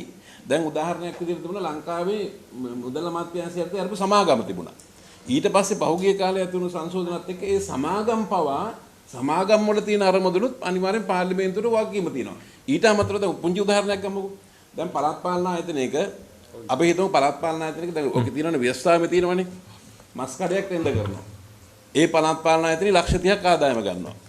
ඒ ලක්ෂ 30 දැන් ඒකම අරමුදලට එන්නේ නැහැ. නමුත් ඒ ලක්ෂ 30 වියදම් කරන්න බෑ පළාත් පාලන ආයතනයේ ඕන විදිහට ඒක විගණකාධිපති බලලා පාර්ලිමේන්තුවට වගකීම තියෙනවා. ඔබතුමාට තව සපෝට් වෙන කෑල්ලක් විතරක් කියන්න දෙන්න. දැන් මම කෝප් එකේ සභාපති විදියට ඉන්න කාලේ අපි නෑ අපි දැන් ඔඩිටර් ජෙනරල්ගේ report එක දැන් මේකේ 900 150 52 53 වගන්ති වලින් ඔඩිටර් ජෙනරල්ට කෙලින්ම බලය දීලා තියෙන්නේ ඒ වගේම බැංකු පනතෙත් දීලා තියෙන ඔඩිටර් ජෙනරල්ට බලය. ඔඩිටර් ජෙනරල්ගේ report එක සබ්මිට් වෙන්නේ පාර්ලිමේන්තුවේ කමිටියට මිසක වෙන කාටවත් නෙමෙයි. ඔඩිටර් ජෙනරල් වා කියන්නේ පාර්ලිමේන්තුවට. ඒ නිසා ඔඩිටර් ජෙනරල් ඔඩිටර් කරන ඕනෑම ෆන්ඩ් එකක end result එක 148ත් එක්ක කනෙක්ට් වෙනවා කියලා තමයි මම තර්ක කරන්නේ. ඒ නිසායි නැත්තම් ඇයි කෝප් එකට බලයක් එන්නේ කොහොමද සෙන්ට්‍රල් බැංකුවේ මෙතනට කෝල් කරන්න සමන් කරන්න. ඒ බලය එන්නේ ඔඩිටර් ජෙනරල්ට 153න් ඒ බලයත් එක්ක 148 එකතු කරලා. නෑ මෙතනදී පොඩි පැහැදිලි කිරීම මම ඔබතුමාගේ තර්කය අත්වශයෙන්ම ඉතාමත්ම වැදගත් මේ උදව්වක් විදිහට කිව්වේ මම. නෑ උදව්වක් කියන්නේ මේක තර්කයක්. හරි දැන් මම කියන්නේ දැන් මෙතනදී මහ බැංකුව මේකට කතා කරලා තියෙන්නේ අපේ මේ ස්ටෑන්ඩින් ඕඩර්ස් වෙනස් කරලා මොකද අලුත් මහ බැංකුවේ පනත හරහා මේ කමිටුව හරහා තමයි පාර්ලිමේන්තුවත් එක්ක සම්බන්ධීකරණය කරන්න කියන ගිය සතියේ වෙනස් කිරීම හරහා තමයි මේ කමිටුව ඉදිරියට මහ බැංකුව කැඳවලා තියෙන්නේ. නමුත් මෙතුමා අහන්නේ මේට එහා ගිය මූලික ව්‍යවස්ථාමය නෑ මේක හරි මේක ඊටාම නිවැරදි තර්කයක්නේ. ඒ කියන්නේ මහ බැංකුව ස්වාධීන කිරීම පනතින් පස්සෙත් කොන්සොලිඩේටඩ් ෆන්ඩ් එක වේවා වෙනත් ආකාර මහ බැංකුව මුදල් ඒවා ඔක්කොම රාජ්‍ය මුදල් තමයි. ඒ නිසා තමයි මේක ප්‍රශ්න අහන්න පුළුවන්. එහෙම නැත්නම් එහෙම නැතුව කියනවා අපිට මේක ප්‍රශ්න කරන්නත් බෑ. ඒක මට වඩා හොඳට උත්තර දෙන්න මම හිතන්නේ මට වඩා හොඳට නීතිය පිළිබඳව දන්න ඔබතුමා සුමන්දිර මන්තුමා අනෙක් නීතිය අපේ මధుර මන්තුමා ලංකා ව්‍යවස්ථාවේ විදිහට නෙමෙයි. ආරාධනා කරනවා. ගරු සභාපතිතුමා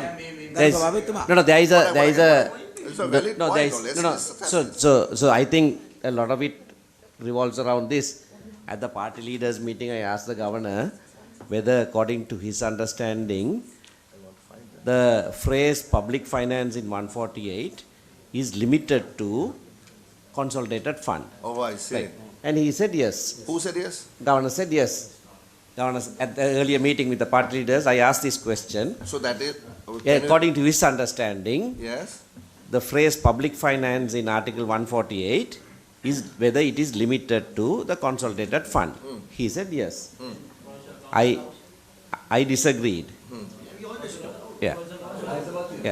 I disagreed, saying that it is not only confined to the consolidated. So that is where the issue is. So සභාපතිතුමා සභාපතිතුමා යක් දෙනවද මටද විනාඩියක් දෙන්නකෝ. මුදල් අමාත්‍යාංශයේ සර්විසන් කාඩ් එකකින් නෝනේ. දැන් මේකේ කාඩ් එකකට ඔයාලගේ අකවුන්ට් එක ගන්න ඕනේ.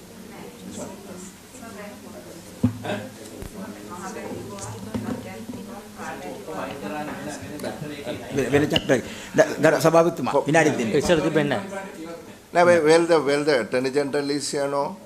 Can we see ගරු සභාපතිතුමා මේ අහන්නේ මේකට අදාළ එකක්ද? ඔව් මේකට අදාළ එකක්. දැන් හරි මහ බැංකුව කියන විදිහට මහ බැංකුවට මේ සියලු භූමිකා ආදායම් උත්පාදනය කිරීම ධනය උත්පාදනය කිරීමේ මැන්ඩේටරි පවර් එක කවුද දෙන්නේ?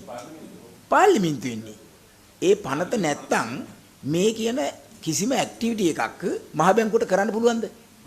කරන්න බෑ.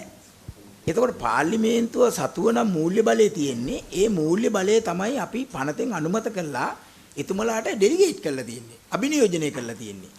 එතකොට ඒ අභිනියෝජනය කරපු බලය එක්සර්සයිස් කළා තමයි ඒගොල්ලෝ ස්විච්චා ධනෙ උත්පාදනය කිරීමක් කරන්නේ. වෙල්ත් එක ගොඩනගන්නේ. එතකොට ඒකෙන් කොටසක් තමයි යන්නේ මේ සැලරිස් වලට හරි මොනවට හරි.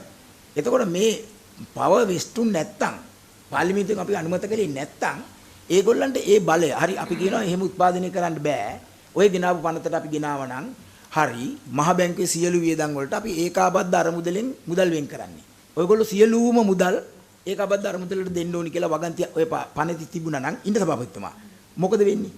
එහෙනම් මේක කරන්න වෙන්නේ නැහැ. එහෙමනම් ඒකේ නිගමනය තමයි අර මේ අපේ චරිත මන්ත්‍රීතුමා කිව්වා වගේ පාර්ලිමේන්තුව සතු මූල්‍ය බලය තමයි එතුමලට අපි පවර්ලා එතුමලා එක්සර්සයිස් කරමින් ඉන්නේ. දැන් වෙලා තියෙන්නේ ඇත්තටම පාර්ලිමේන්තුවට යසලාලක තිස්ස රජුරවන්ට වෙච්ච එක.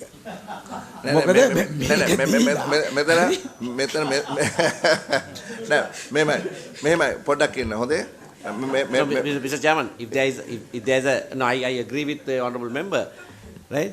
Every power is given by Parliament. Now, if there is lack of clarity with regard to this, I think we will have to amend the Central Bank Act and take back that power. So that is up to us to do. That is. There is a lack of clarity. I don't think there is a lack of clarity here at all. Because if there, but we will certainly bring it up in further discussion, and I encourage you to sort of submit your observations on this, and we can certainly take it up. But it goes to the fundamental argument as to the independence of the central bank. Exactly. That's where it goes to. So it's an ideological debate, and there is an ideological divide. And it is not only in this country and not only at this point in time, it has happened over the years across the world, right? So how much of power should Parliament have over the daily operations of the central bank?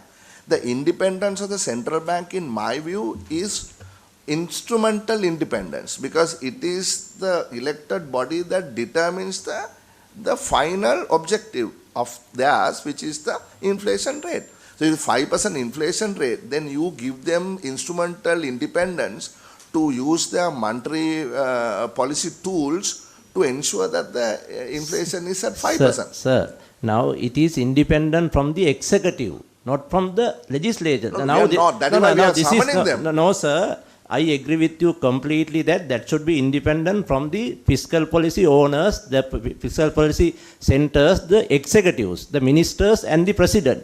But they are not independent from the people of this country. Those are the representation of the parliament. So then it has to be amended in the law. No. No, Mr. Chairman. Mr. Chairman. Mr. Chairman. Mr. Chairman. There are two sides to the argument. No. Now, when the governor and the central government official part leaders, Honorable Sumandiran said that the governor is under the impression that the meaning of public finance is only limited to funds that is a consolidated fund, which is wrong. I don't agree. I disagree completely. Then what about provincial councils? What about the Rajya Sabha, local governments? So, but since the central bank governor is of the opinion, there is no use of arguing with him, because he feels no. Any other income that they are incurring, he feels they are responsible Parliament. Yeah. So I accept that there is divergent views here. But before you reply, Mr. Governor, I want to ask the Attorney General. සභාපතිතුමා ඇටර්නි ජෙනරල්ගෙන් අහමුද අපි ඒක තමයි මම අහන්නේ. ඒගොල්ලෝ මෙතන ගෙන ඒගොල්ලන්ගෙන් Honorable Chairman and honorable members, I think I can give a short answer and a long answer. The short answer will be that the funds generated by the central bank will definitely come under the scope of public finance. Now, if you see the two articles in the Constitution, Article 148 and Article 149. Article 149 speaks of Parliament having full control over public finance. So the phrase that is used is public finance, whereas Article 149 says that the funds of the Republic, not allocated by law for any other purpose, shall form the consolidated fund. So there is a concept called the funds of the Republic, and not allocated for any purpose will become the consolidated fund. So consolidated fund cannot be equated to public finance. And also, if I may clarify further, in terms of the functions of the Auditor General, it says that the Auditor General shall audit the departments and government entities and so on and so forth. But in Article 154.3, it says that the Auditor General shall also perform and discharge such functions as may be prescribed by Parliament by law. So the new Central Bank Act specifically provides for the Auditor General to audit the accounts of the central bank. So the objective of the legislature in giving the power to the Auditor General shows that there is an element of public finance in the resources of the central bank. So, to get clarity, that the central bank does not have the authority to delegate to its governing board to determine the salaries of their employees? No. The Act clearly says the remuneration of the so salary. then how does so where is the conflict here then? I don't see a conflict here. It has to be read interpreted in such a way that you can reconcile. Just all one these moment, provisions madam, can one be moment. reconciled. Just one moment, because there seem to be sort of divided. Just one moment, sir. There seems to be divided opinion whether the governing board of the central bank has the authority to use public funds. No. Public funds. That is not the issue, sir. Public funds, whether it is in the consolidated fund or the otherwise. No, sir. Issue is that whether central banks come under public finance. Central bank's financing is coming under public finance or not. So the question, the simple... That is what now that the lady clearly identified. So then if it comes under public finance, right, then all authority in spending public finance lies here in this legislature. No. Those things are, diverted through the separate acts. So then now what? the central bank acts give that power to central bank board to decide. That is all right. That is not a problem. But what we are saying is like end of the day, this link with the public finance category. So let me be very clear. Will you be specific in this? We can argue on multiple issues. Right. The question is whether the central bank governing board is using powers beyond what they have in deciding the salary revision or not, because that is the fundamental question. That I can answer from in my opinion, that they have that right given by the Act, that they are deciding on their salaries. That is fine. That is not an issue. But the issue here is that now the kind of indication came here that the central bank funds are not under public finance. That was the issue that I raised, that was under public finance. Now, then we need to look at whether this salary issue is justifiable or not. But they have that right to do that. They were given that power by the Act. That is correct.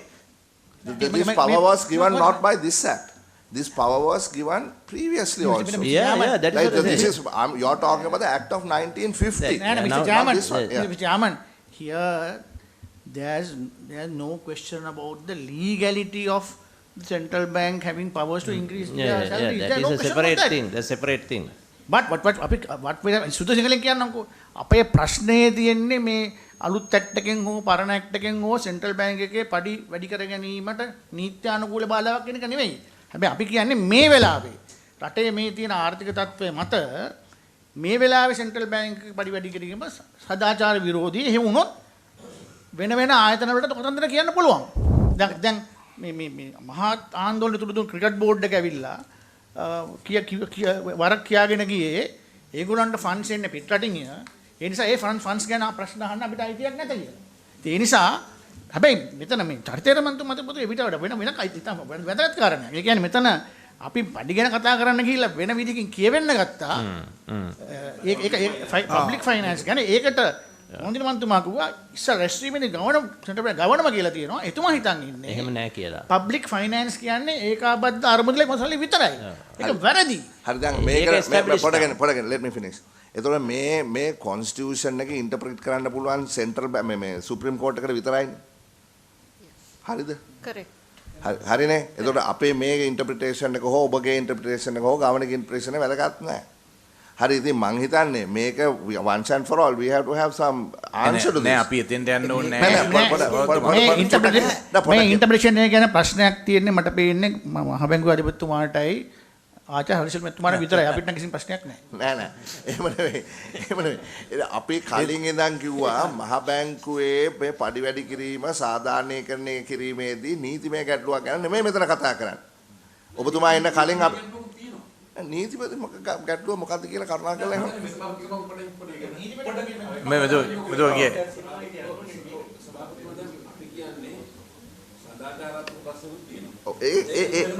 ඒක වෙනම කතා කරනවා. ඒ ගැන තමයි අපි කතා කරන්නේ. මෙතන රටේ නීතිය අනුව හා පාර්ලිමේන්තුවට තියෙන බලය අනුව නීතිමය ගැටලුවකුත් තියෙනවා. දැන් පැහැදිලිවම කිව්වා මහ බැංකුවේ ඒකාබද්ධ මුදල් නෙමෙයි පබ්ලික් ෆයිනෑන්ස් එකත් ඔඩිටර් ජෙනරාල්ට තමයි වකීම තියෙන්නේ කියලා. ඔඩිටර් ජෙනරාල් බලන්න පුළුවන් කියන නීති අනුකූල තත්ත්වයක් තියෙනවා. ඒතර ඔඩිටර් ජෙනරාල් බලන්නේ මොකද්ද? ඔඩිටර් ජෙනරාල්ට බලන්න තියෙන්නේ පබ්ලික් ෆයිනෑන්ස් සම්බන්ධව බැලිය යුතු කරුණු සම්බන්ධව සර්කියුලර්ස් නිකුත් කරලා තියෙන මුදල් අමාත්‍යාංශය. එතකොට ඔඩිටර් ජෙනරාල් බලන්නේ ඒ පබ්ලික් ෆයිනෑන්ස් යටතේ වැටෙන ආයතන 300 ගාණක් විතර තියෙනවා. මේ 300 ගානෙම එකම සර්කියුලර්ස් තමයි බලන්නේ ක්‍රියාකාරීත්වය පිළිබඳව. එතකොට බලන්න ඕන අපි අනික් ආයතන වලට පරිබාහිරව මහ බැංකුවට වෙනත් ආකාරයකට බලයක් තියෙනවද කියන එක ඒ අර ආකාරයෙන් පරිවැඩි කර ගැනීම සම්බන්ධව. දැන් පරිවැඩි කිරීම සම්බන්ධව නීති අනුකූල බලයක් විදිහට කිව්වේ ඔබතුමාලා කම්කරු දෙපාර්තමේන්තුවේ මේ මොකද්ද මේ සාමූහික ඒක තමයි ආවේ නෑනේ අපි එතනට ආවේ නෑ. හරි ඉතින් කිව්වනේ. දැන් මෙයාලගේ පැහැදිලි කිරීම මහ බැංකුව පරිවැඩි කරේ කරුණු දෙකක් මත. එකක් මේ කලෙක්ටිව් ඇග්‍රීමන්ට්. දැන් කලෙක්ටිව් ඇග්‍රීමන්ට් එකත් නීති අනුකූල නැහැ. නීති අනුකූල නැත්තේ ඒක වෙනම කතාවක්. නෑ වෙනම කතාවක් නෙමෙයි. වරද්ද ගන්න එපා සභාපතිතුමා වෙනම කතාවක් නෙමෙයි. නෑ කලෙක්ටිව් ඇග්‍රීමන්ට් එක සහ ව්‍යවස්ථාව හරි අපි කියන්නේ නෑ මෙහෙන්නේ කියන්නේ මහ බැංකුව කියන්නේ පඩි වැඩි කරගත්තේ කලෙක්ටිව් ඇග්‍රීමන්ට් එක මත කියන එක. හරි එතකොට රිජුවම අහන්න පුළුවන්. ඒක රිජුවම අහමු. රිජුවම අහමුකෝ. කලෙක්ටිව් ඇග්‍රීමන්ට් එක මතද?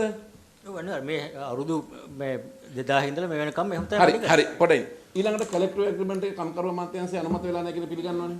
ඔව් ඒක පිළිගන්නවා. ඒක නීති නෑ. කලෙක්ටිව් ඇග්‍රීමන්ට් එක කලෙක්ටිව් ඇග්‍රීමන්ට් ඒක එතනින් ඉවරයි. පොඩ්ඩක් කලෙක්ටිව් ඇග්‍රීමන්ට් එතකොට බලන්න ඕනේ රටේ නීතිය අනුව කලෙක්ටිව් ඇග්‍රීමන්ට් එක සම්බන්ධව තියෙනවා කම්කරු අමාත්‍යාංශයත් වෘත්තීය සමිතිත් ආයතනත් එක්ක ඇග්‍රීමන්ට් එක ගැසට් එකේ බල කරන්න ඕනේ.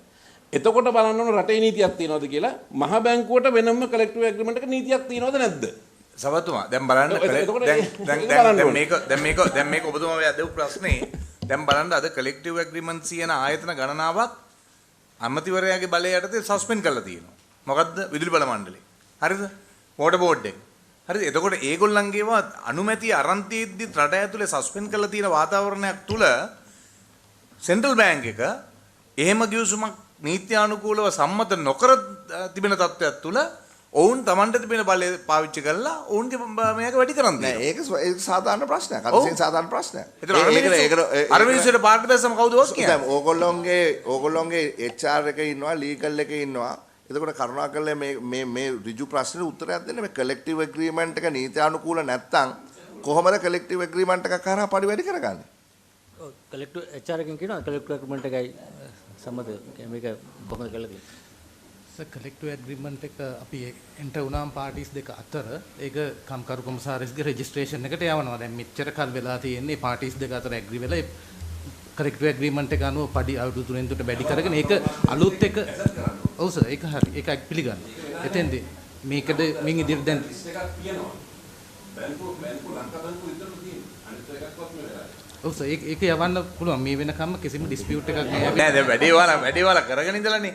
නෑ ඒක මෙහෙමයි ගවන ඒක උනේ නෑ කියන එක යවල කරගන්න එකයි දෙකක්. නෑ ඒක උනේ නෑ කියන එක මේ ඉතිහාසයේ ඒක මම පිළිගන්නවා. ඒක මම දැන් අපි ඇවිල්ලා මේ සැරේ ඇග්‍රීමන්ට් එක තාම කරලා නෑ.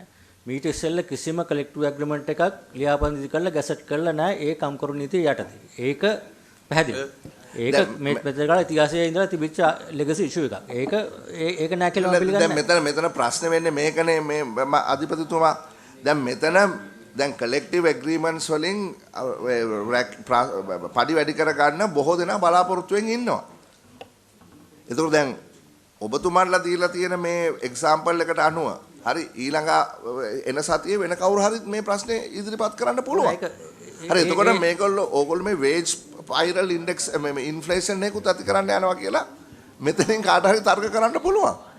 නෑ ඒ මේක සදාචාරමත්ද නැද්ද කියන එක වෙනම ප්‍රශ්නයක්. ඒක පැහැදිලිව ඔබතුමාලා පැත්තෙන් කියන කතාව ඒ තියෙන එක මම දන්නවා. එතකොට ඒකට මම වෙනම අදහසක් වෙනම ඉදිරිපත් කරන්න. නමුත් මෙතන collective agreement එක අපි ලියාපදිංචි කරලා නැහැ කියන එක මෙතෙක්කල් කළා නැහැ. ඒක හරි.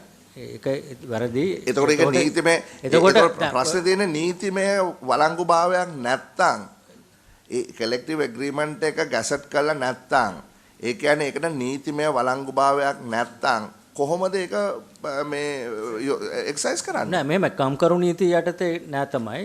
නමුත් මේ අපි පඩි වැඩි කරලා තියෙන්නේ අපේ තියෙන අර ඉස්සෙල්ලා ඔබතුමාලා කිව්ව විදිහට පනතේ මහ බැංකුවේ මුදල් මණ්ඩලයට අවශ්‍ය තියෙන මෙහෙම අධිපතිතුමා පොඩ්ඩක් මට විනාඩියක් දෙන්න. කලෙක්ටිව් ඇග්‍රීමන්ට් එක තමයි පාවිච්චි කරපු ඉන්ස්ට්‍රුමන්ට් එක මෙතෙක් කල්. නෑ මෙහෙමනේ ඒක ලියාපදිංචි කරලා නෑ කම්කරු නීතිය යටතේ ලියාපදිංචි කිරීමක් කළා නෑ. එතන අඩුපාඩුවක් තියෙනවා. ඒක ගැන එක්සම් එකක් නෑ මෙතන දැන් මම උත්සාහ කරන්නේ මේක සමබරව මේ සාකච්ඡාව ඉදිරියට අරගෙන යන්න. හොඳේ?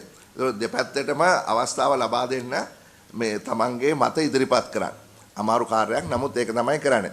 දැන් මෙතන නීතිපතිවරයාගේ මේ නීතිපතිවරයා නියෝජනය කරන මේ ජනාධිපති නීතිඥතුමිය ඉන්නවා. දැන් මේ ප්‍රශ්නෙට ඔබතුමියගේ අදහස අපිට ඉදිරිපත් කරන්න. එතුමියට මටද කියන්නේ? නෑ එතුමියට කියන්න. Now, according to the Central Bank Act, the governing board is empowered to decide on the remuneration of the employees. That's specifically provided for in section 23(1) of the Act. But I think here the governing board is also relying on a collective agreement. The power is specifically given by the Central Bank Act to decide on the remuneration of the employees. So they can proceed to decide on the remuneration in terms of section 23(1). But the rule is the according to the observations given, they say that they relied on the collective agreement. But so without collective agreement, you can't increase the salaries. No. The Act provides for the governing board to decide on the remuneration. So irrespective of the collective agreement or not, the governing board is empowered to decide on the remuneration. But sir, now the justification lays on the collective agreements according to the governor's observation.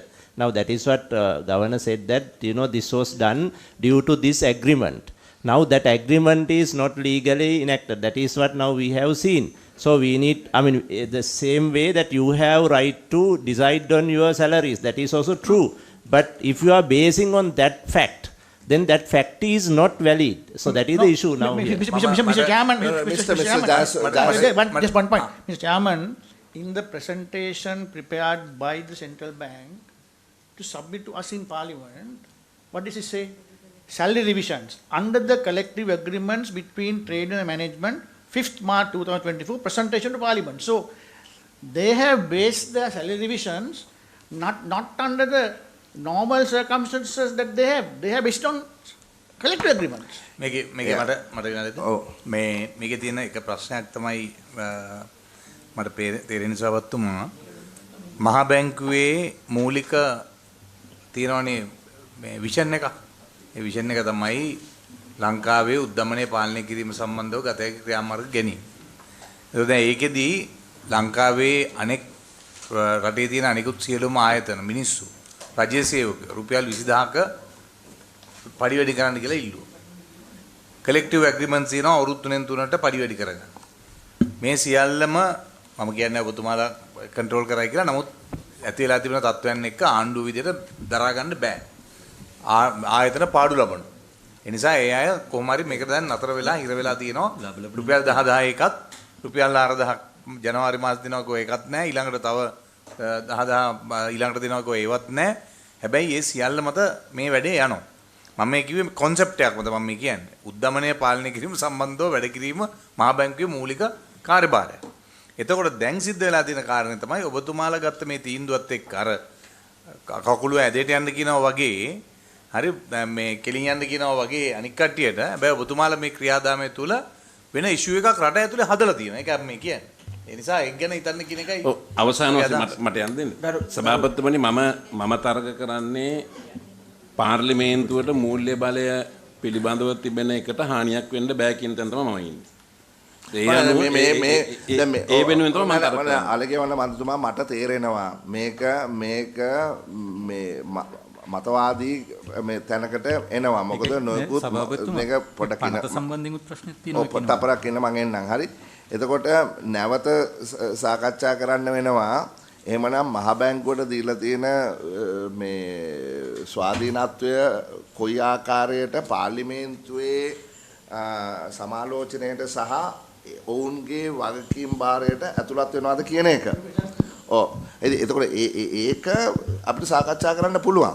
නමුත් මෙතන තියෙන මූලිකම ප්‍රශ්නය තමයි පාර්ලිමේන්තුවෙන් ඔවුන්ට දීලා තියෙන බලය ඔවුන් යම්කිසි විදියකට අයුතු ලෙස පාවිච්චි කරලා තියෙනවද? එහෙම නැත්නම් පාර්ලිමේන්තුවේ බලාපොරොත්තු නොවෙච්ච විදියට ඔවුන් පාවිච්චි කරලා තියෙනවද කියලා මේ පරිවැඩි කිරීම කරගන්න. ඒකනේ ප්‍රශ්නේ. ඒකට උත්තරේ හැටියට අපිට මෙතනින් නීතිපතිවරයෙක්ගෙන් ඇහෙන්නේ එහෙම දෙයක් වෙලා නැහැ කියලා. හරිද? එහෙම දෙයක් වෙලා නැහැ කියලා. එහෙම දෙයක් වෙලා ඒක ගැන පොඩි ප්‍රශ්නයක් තියෙනවා. අනේ පොඩි නෑ මේක දැන් මේකේ සභාපතිතුමා ඔය කියන 23 එක වගන්තියම කෙටුම්පතේ තිබුණේ වෙනත් යම් ලිඛිත නීතියක පටහැනි කුමක් සඳහන් වුවද පාලක මණ්ඩලයේ විසින් ඉතුරු ටික අර ජනවිනිතුමේ කියපු ටික. එතකොට ඒ කියන්නේ පාලක මණ්ඩලය විසින් මහ බැංකුවේ සේවා නියුක්තියන් කියලා එතකොට තින්නේ කරන. දැන් මේක අධිකරණ තීන්දුවක් මත මේ කොටස අයින් කරා. අයින් කරේ රටේ ව්‍යවස්ථාවට සහ රටේ ඒ පොදුමයකට යටත්ව තමයි මේ කාරණේ ක්‍රියාත්මක කරන්න පුළුවන් කියන එක උඩ. ඒක තීන්දුවේ තියෙනවා. හරි. මේ 15 වෙනි වගන්තිය සම්බන්ධයෙන් අධිකරණ තීන්දුවේ තියෙනවා. ඉතින් එතකොට මේ කොටස ඉවත් කරේ කෙටුම්පතේ තියෙන එක ඉවත් කරන්නේ ඒක රටේ ව්‍යවස්ථාවට යටත්ව තමයි මේ ඉඩ ලැබෙන්නේ. මං වැරදි නම් ඔබතුමිය මට වුණේ මේ ජනාධිපතිතුමීගෙන් ඒ සම්බන්ධයෙන් අදහසක් දැනගන්න. ඒ කියන්නේ මේ කෙටුම්පතේ මේක තිබුණා. මේක අභියෝගයට ලක් වුණා. මේ කොටස අයින් කළා තමයි පනතක් හැටියට සම්මත කරන්නේ. Honorable Chairman, at this moment I don't have the determination with me to confirm what the Honorable Member says. But however, according to the act that is passed, section 23(1) categorically states that the governing board is empowered to determine the terms and conditions of employment, including remuneration. So, the governing board is... ඔව් නෑ අපි මේක දැන්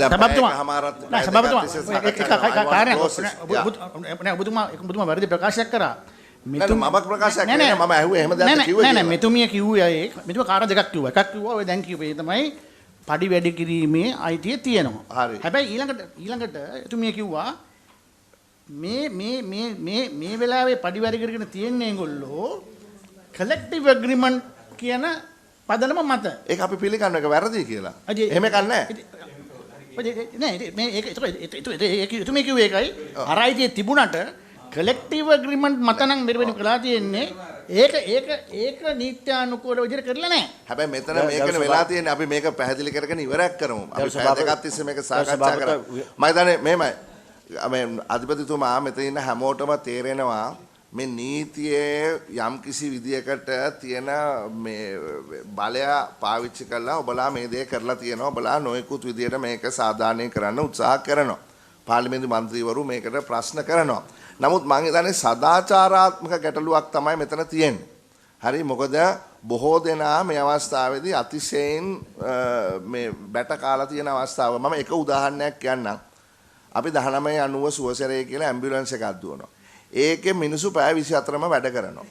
හරි shift 26ක් වැඩ කරන්න ඕනේ. shift 26ක් වැඩ කරන්න ඕනේ මාසෙකට පැය 12යි shift. මූලික පඩිය 38000යි. ඊට පස්සේ ඕවර් ටයිම් ඔක්කොම හම්බුනාම ලැබෙන්නේ 54000යි. 54000යි. හැබැයි බලන්න මෙතන ඉන්න රියදුරු මහත්මයෙක්ට හෝ කාර්යාල කාරක සහායකයෙක්ට කීයක් හම්බුනාද කියලා. එතකොට අපි සුවසරියේ EMT කෙනෙක් ගන්නේ හොඳ ක්වොලිෆිකේෂන් බලලා. ඒතර එතන ලොකු අසාධාරණත්වයක් තියෙනවා. ඒක සමාජයේ හැමෝටම පේනවා. මම අර උදාහරණයක් ගත්තේ ඒක ඇඟට දැනෙන උදාහරණයක් නිසා. මිනිසුන්ට දැනෙන උදාහරණ. ඉතින් ඒ මිනිස්සුන්ට 54000යි ඊට වඩා සේවාවක් මම කියන්නේ මේ කාර්යාල කාරක සහායකයෙක්ට මේ මහ බැංකුවේ ලක්ෂ 2යි නේ. දෙකද ඊට වැඩිද? ලක්ෂ 63000ක් විතර තිබුණා. දැන් ලක්ෂ 2කට ආසන්න ප්‍රමාණයක් වෙනවා. නෑ දැන් ජනාධිපති ලේකම්ගේ පඩියක් ගරු සභාපතිතුමා තියෙන එකයි තියෙන තව ගරු සභාපතිතුමා මගේ තියෙන බොහොම සරල ප්‍රශ්නයක්. රාජ්‍යංශය අපි පාර්ලිමේන්තු මහලේකම්තුමිය පඩි කීයක් දන්නේ ගරු සභාපතිතුමා ඊට අඩුයි මම හිතන්නේ. සභාපතිතුමා මට තියෙන ඒකේ පාර්ලිමේන්තු මහලේකම්තුමියයි බොහොම සරල ප්‍රශ්නයක් තියෙන්නේ. දැන් මේ මහ බැංකුවේ පඩි වැඩි කිරීම පිළිබඳව මට නම් පුද්ගලිකව කිසි ප්‍රශ්නයක් නැහැ. දැන් මෙතුමලා කිව්ව බොහොම කාරණා ඇත්ත. උද්දමනය සහ ටැක්ස් ගෙවන එකත් එක්ක මේක වැඩි වෙන්න ඕනකම තියෙනවා. සහ දැන් කලින් මහ බැංකුවෙන් ගෙවපු ටැක්ස් එක දැන් මේක ගෙවන්නේ ඉන්ඩිවිජුවල් ටැක්ස් එක විතර පුද්ගලයෙකුටත් කිව්වා. මම අහන එකම ප්‍රශ්නේ මේ තීන්දුවම අනිකුත් රජයේ සේවකයන්ට දෙන්න ඔබතුමාලා මුදල් ටික වෙන් කරන්න හොයලා දෙන්න ලෑස්ති නම් මේ දේ බොහොම හොඳයි. මේ ගත්ත තීන්දුව අනිකුත් රජයේ ආයතන වලටත් දෙපාර්තමේන්තු වලටත් මේ රටේ සමස්ත ජනතාවටත් ඒ වරප්‍රසාදය ලබා දෙන්න පුළුවන් නම් මේ කිසිම ප්‍රශ්නයක් නැහැ. ඒක තමයි වඩා හොඳ. ඒකට මෙතුමලා ක්‍රමයේ කිව්වොත් එහෙම මම හිතන්නේ බොහොම හොඳයි. Okay, with this we will end. Yeah. මට අවසාන දෙන්න මම හිතන්නේ ලසන්තාලි කියවන්න මැතිතුමා හිටියොත් හොඳයි මගේ අර මේ පැහැදිලි කිරීමක් කරගන්න. දැන් අර ඒ ඉන්ටර්ප්‍රිටේෂන් එක විදිහට පබ්ලික් ෆිනාන්ස් කියන එක මහ බැංකුවේ මුදල් යටත් වෙනවා නම් එතකොට අපේ සීලුම දේවල් වලට පාර්ලිමේන්තුව අනුමැතිය ගන්න ඕනද පබ්ලික් ෆිනාන්ස් යටතේ? නෑ එහෙම නෑ. ඒක පබ්ලික් ෆිනාන්ස් යටතේ මහ බැංකුවේ මුදල් යටත් වෙනවා නම් එතකොට මහ බැංකුවේ කරන සීලුම කාර්යවලට පාර්ලිමේන්තුව අනුමැතිය ලබා ගත යුතුයි. නෑ පබ්ලික් ෆයිනෑන්ස් සම්බන්ධව කටයුතු කරන ආකාරය පිළිබඳව මුදල් අමාත්‍යාංශයෙන් තමයි සර්කියුලර්ස් නිකුත් කරලා තියෙන්නේ. පාර්ලිමේන්තුව තමයි නීති හදලා තියෙන්නේ. ඉතින් එතකොට අපිට මේ නීති වෙනස් වෙලා ඒක වෙනවනම් අපිට ගැටලුවක් නෑ. නෑ දැන් මෙහෙමනේ තියෙන නීති රීති අනුව. නෑ තියෙන නීති අනුව ප්‍රශ්නය එතකොට අපි මෙතෙක්කල් කරලා තියෙන කාරණය වැරදි ආකාරයකද කරලා තියෙන්නේ. නෑ මොනවද උදාහරණ කියන්න උදාහරණය මෙතෙක්කල් මහ බැංකුව විසින් සේවකයන්ට පඩි ගෙවුවා. මෙතෙක්කල් අවුරුදු 70ක් තිස්සේ මහ බැංකුවේ මුදලෙන් සේවකයන්ට පඩි ගෙවපු එක පාර්ලිමේන්තුවේ කියන්නේ නැතුව අවසරයක් නැතුව අනුමත කරන්නේ නැතුව කරපු දේ ඔය නීතිය ඔබතුමාගේ ඉන්ටර්ප්‍රිටේෂන් අනුව ඒක වැරදිද? ඔව්. නෑ මෙහෙමයි. දැන් අපි දිගින් දිගට පබ්ලික් ෆයිනෑන්ස් කියලා ගත්තොත් මෙතුමගේ අර්ථකථන යනවා නෑ දිගින් දිගටම වැරද්දක් කරලා තියෙනවා නම් ඒක අනාවරණය වුණා නම් නිවැරදි කරගැනීම තමයි කරන්නේ. ඒක තමයි ඉන්ටර්ප්‍රිටේෂන් එක තමයි පැහැදිලි කරගන්න ඕන. ඒක අපි හරියට පැහැදිලි නමුත් ගිණුම්කාරක සභාවේ සහ පාර්ලිමේන්තුවේ මූල්‍ය පිළිබඳව කටයුතු කිරීමේදී විගණකාධිපති දෙපාර්තමේන්තුව සහ මුදල් අමාත්‍යාංශය අපට කියපු කරුණු අනුව තමයි අපි සියල්ලක්ම කියන්නේ. ඉතින් අපි ඒතර ඒ වෙනුවෙන් පෙනී හිටිනවා. අවසානයේ මේක පාර්ලිමේන්තුවට තමයි මේ මූල්‍ය පිළිබඳව වාකීම තිබෙන්නේ. ඉතින් එම නිසා ඒකාබද්ධ මුදල සහ පබ්ලික් ෆයිනෑන්ස් කියන එක පිළිබඳව මම හිතන අනන්තවත් උදාහරණ තියෙනවා. දැන් උදාහරණයක් විදිහට ත්‍රිවිධ හමුදාව ගත්තොත්. ත්‍රිවිධ හමුදාවේ විවිධ කෘෂිකාර්මික කටයුතු යන ආදී වශයෙන් වෙනම අරමුදල් වගේක් තිබුණා. ඉතින් එතකොට ඒවා පාර්ලිමේන්තුවට දන්නන්න නැතුව ඒවා වෙනම වියදම් කරලා දෙනවා. නමුත් ඒවා සේරම අරමුදල් 400 ගණක් තිබිලා ඒවා සේරම නැවත නීත්‍යානුකූල කරලා අඩුපාඩුකම් නිවැරදි කරගත්තා. දැන් මහ බැංකුවේත් මේ තත්ත්වය අනාවරණය වෙලා තිබෙනවා නම් ඒක මහ බැංකුවේ නීතිය අනුව යම්කිසි ආකාරයකට බලයක් දීලා ඒක ස්වාධීන කරනවා කියලා පාර්ලිමේන්තුවෙන්ම බලයක් දීලා තියෙනවා නම් ඒක පාර්ලිමේන්තුව තීරණය කර ගන්නවා. නමුත් අපි දන්න විදිහට පබ්ලික් ෆයිනෑන්ස් සම්බන්ධව දැන් උදාහරණයක් විදිහට ලොතරැයි මණ්ඩලය වෙන්න පුළුවන්. එහෙම නැත්නම් අපේ අමාත්‍යාංශයට තියෙන ජාතික ප්‍රවාහන වෛද්‍ය ආයතනය වෙන්න පුළුවන්. මහා භාණ්ඩාගාරයෙන් 7-5ක්වත් ගෙවන්නේ නැහැ. මහා භාණ්ඩාගාරයකට 1 බිලියන් 2 බිලියන් ඒකාබද්ධ අරමුදල මේ ආයතන සල්ලි දෙනවා. එතකොට ඒ ආයතනවල පරිපාලන කටයුතු සිද්ධ වීමේදී අනුගමනය කරන ක්‍රමවේදයක් තිබෙනවා. ඒ ආයතන කටයුතු කිරීමේදී වැටුප් කොහොමද දෙන්නේ යනාදී වශයෙන් තිබෙනවා. ඉතින් එතකොට අපි කියන්නේ මේක ඒ අනික් ආයතන වලට එක විදිහකුත් මහ බැංකුව අපි පිළිගන්නවා අනික් ආයතන කරන වැඩවලට වඩා රටක් විදිහට විශාල වගකීමකින් යුතුව වැඩ කරනවා. ඉතින් ඒක කියන්නේ අපි රජයේ ප්‍රතිපත්තිමය වශයෙන් තීන්දුවක් ගන්න ඒ මහ බැංකුවට කොහොමද මේක මේ දියුත්තේ කියන එක පිළිබඳව. එච්චරයි අපි කියන්නේ. ඒක තමයි බුදුන් පිළිගන්න තරකේ. ඒකට අනිකුත් ආයතන වලට ඒ නීතිය යටතේ මහ බැංකුවට දීපු පාර්ලිමේන්තු නීතිය යටතේ බලතල දීලා නැහැ. ඒතකොට ඒ නිසා තමයි ඒ අය අනුමැතිය ගන්න ඕන අමාත්‍යාංශ හරහා. ඒතකොට අපේ නීතිය හරහාම පාර්ලිමේන්තුවෙන් ඒකට විශාල හේතුවක් තියෙනවා. ඒක දීලා තියෙනවා. අනිත් එක තමයි ඇමතුමා නෑ බය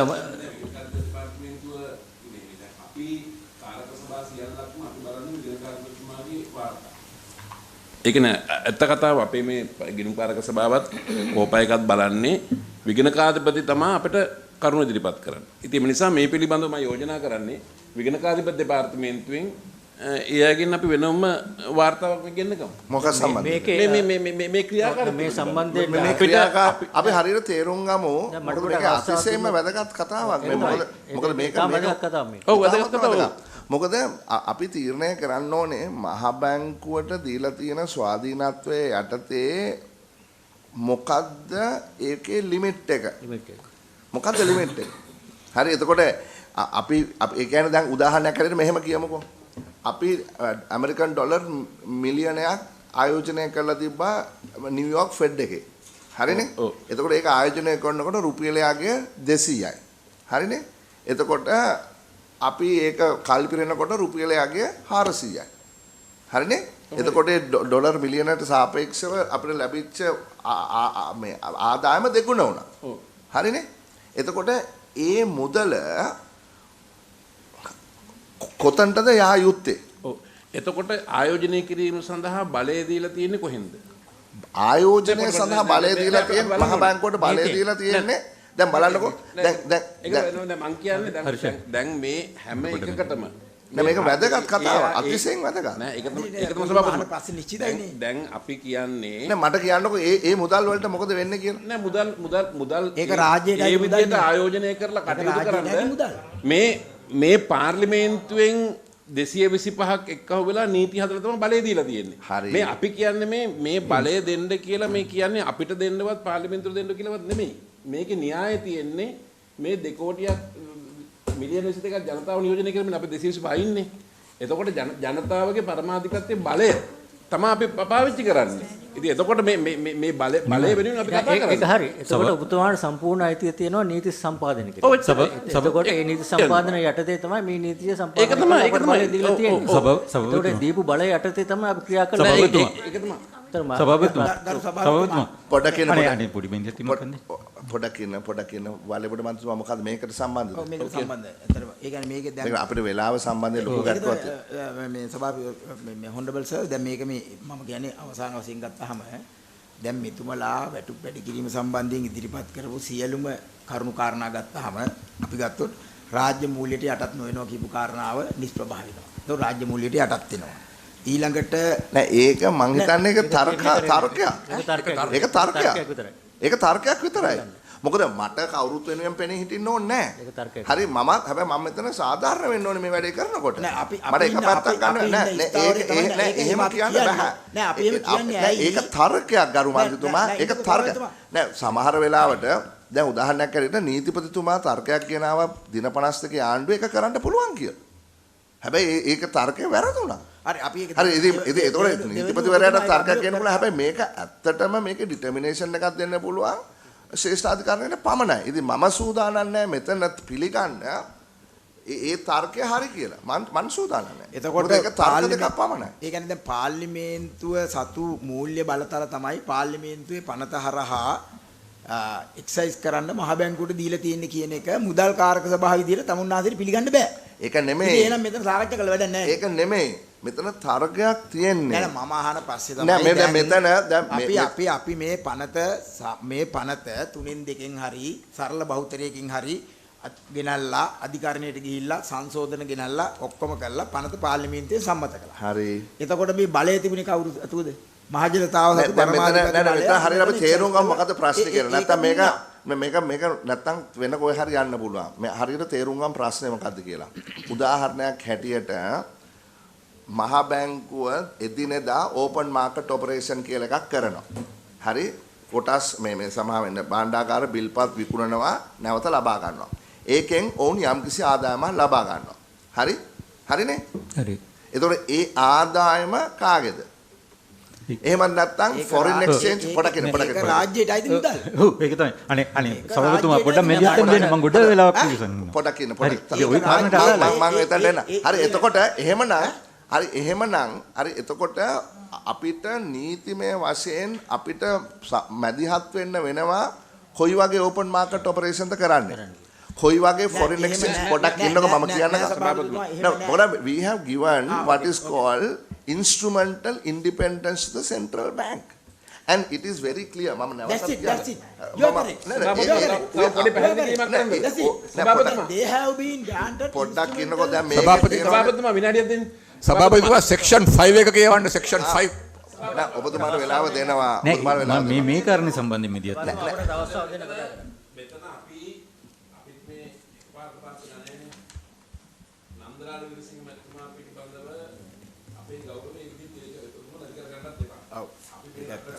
මට නෑ නෑ කොන්සෝලිඩේටඩ් ෆන්ඩ් එක නායකත්වයට ලබා දීලා කටයුතු කිරීමේ ගෞරවය ඒ උද කරමින්ම අපි කතා කරනවා. සහිතව. ඒකට දැන් මේ ඔබතුමා කියන ආකාරයෙන් ආයෝජනය කරන ලැබෙන ලාභය නන්දලාල් විසින් මහත්යට අයිති වෙනවා නම් අපි පාර්ලිමේන්තුවේ බලෙන් අයින් වෙනවා. අයිති වෙන පාර්ලිමේන්තුවේ අධිපති. නෑ මහ බැංකුවට අයිති වෙනවා. මහ බැංකු මණ්ඩලය. මුදල් මණ්ඩලය. ඒක මහ බැංකුවට. ඔව්. ඉතින් එතකොට මහ බැංකුවේ රජය ඒක තමයි ඒක නෑ මේ පොඩ්ඩක් ඉන්නකෝ චුට්ටක් ඉන්න මේ කරු මන්ත්‍රීතුමා මට විනාඩියක් දෙන්න මම සභාපතියට මට විනාඩියක් දෙන්න මේක අහන්නකෝ 96 තියෙනවා හරි අපි ඔක්කොම මේ 96 පොඩ්ඩක් කියවමුද සභාපතිතුමා මේ මන්ත්‍රීතුමා එක් මුදල් 96 නේ 96 නේ එක් මුදල් වර්ෂයේ අවසන් වීමෙන් පසු දින 60ක් ඉක්ුත් වීමට පෙර පාලක මණ්ඩලය විසින් ඒ මුදල් වර්ෂයේ ආදායම් ප්‍රකාශය මූල තත්ත්වය පිළිබඳ ප්‍රකාශය මුදල් ප්‍රවාහ ප්‍රකාශය හා හිමිකම් වෙනස් වීම පිළිබඳ ප්‍රකාශය මත පදනම්ව පහත දැක්වෙන විධිවිධානට අනුව බෙදා හැරිය හැකි ඉපෙයින් බෙදා වෙන් කරනු ලැබිය යුතුය. හරිනේ? 1. පළමුව පාලක මණ්ඩලය විසින් නියෝගයයි සලකුණු ලැබිය හැකි යම් කාර්යය සඳහා මහ බැංකුව වෙන විශේෂ සංචිත පිහිටවනු ලැබුව හැකිය. That means you can have a special fund.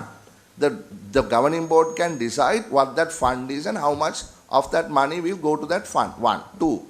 දෙවනුව ගෙවා නිමි ප්‍රාග්ධනය සහ පොදු මට මේ සිංහල කාරවල දෙන්න මේක ඉංග්‍රීසි එක පොඩක් ඉන්න දෙවනුව ගෙවා නිමි ප්‍රාග්ධනය පොඩක් වැදගත් නේ මේක ගෙවා නිමි ප්‍රාග්ධනය සහ පොදු සම්පත මත බැංකුවේ මුල් මුදල්මය බැරකම් වලින් යටත් පරිසෙන් 106ක් වෙන තෙක් ඉහත විවිධාන ප්‍රකාර විශේෂ සංචිත වෙන් කිරීමෙන් පසුව ඉතිරි වන පවතින බෙදා හැරිය හැකි ඉපැයීම් වලින් 100%ක සමාන මුදලක් පොදු සංචිත ගිණුමට බැර කරනු ලැබිය යුතුය.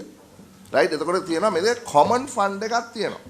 හරිනේ there is a common fund. ඊට පස්සේ තියෙනවා තෙවනුව ඉහත විධිවිධාන වලට අනුකූලව කටයුතු කිරීමෙන් පසු ඉතිරිව පවතින බෙදා හැරිය හැකි ඉපැයීම් අමාත්‍යවරයා විමසා පාලක මණ්ඩලය තීරණය කර පරිදි මුදල් වර්ෂයේ අවසානයේ ආණ්ඩුව විසින් මහ බැංකුවට ගෙවිය යුතුව තිබෙන යම් බැඳීම් පියවා අවසන් කිරීම සඳහා යොදා ගැනීම හෝ ඒකාබද්ධ අරමුදලට ගෙවා බැර කිරීම සිදු කළ යුතුය. ඉතින් මේක හරියම ක්ලියර් නේ. මේක ක්ලියර් සභාපතිතුමා දැන් මම යෝජනා කරන්නේ දැන් අද මේ රැස්වීමේදී මේ සම්බන්ධව අවසාන තීරණයක් ගන්න බෑ. ඇත්ත කතාව. ප්‍රායෝගිකව. පැහැදිලිද? ඒ තීරණය ගත්තත් ඔබතුමා පාර්ලිමේන්තු වාර්තාව ඉදිරිපත් කරන්නත් එපා. නෑ මම වාර්තාව ඉදිරිපත් කරනවා. එතකොට අපි යෝජනා කරන්නේ මේ සම්බන්ධව විගණකාධිපති නීතිපතිතුමාගෙන එක්ක වෙනමම මේ සම්බන්ධව මට තේරෙන්නේ නැත්තේ කරු මන්තුම මට තේරෙන්නේ නැත්තේ ඔබතුමාගේ ආගමන්ට දැන් ඔබතුමා මේක සභාපතිවරයා විදිහට මේකේ සමාජිකෙක් නෙමෙයි අද විවෘත වෙන්නේ කියුවෙන් අපි ආවේ ඔබතුමා තීරණය කරනවා නම් පනත අනුව මේ පඩි වැඩි කිරීම පිළිබඳව මහ බැංකුවට අයිතියක් තියෙනවා කියලා ඔබතුමාගේ මතය ඒක ලියන්න. නෑ පොඩ්ඩක් ඉන්න එහෙම කතා කරන්න එපා. මොකද අපි දේශපාලනය නෙවෙයි මෙතන කරන්නේ. කරුණාකරලා එහෙම කතා කරන්න එපා. නෑ පොඩ්ඩක් ඉන්න. මම ඉතාමත්ම වැදගත් විදියට දෙපැත්තටම කතා කරන්න අවස්ථාව දුන්නා. කරුණාකරලා ඒක තේරුම් ගන්න. හරිද ඔබතුමා වචන කරකවලා මට ඕන නම් මේක හරි කියලා කියන විදිහට කතා කරන්න එපා. නෑ.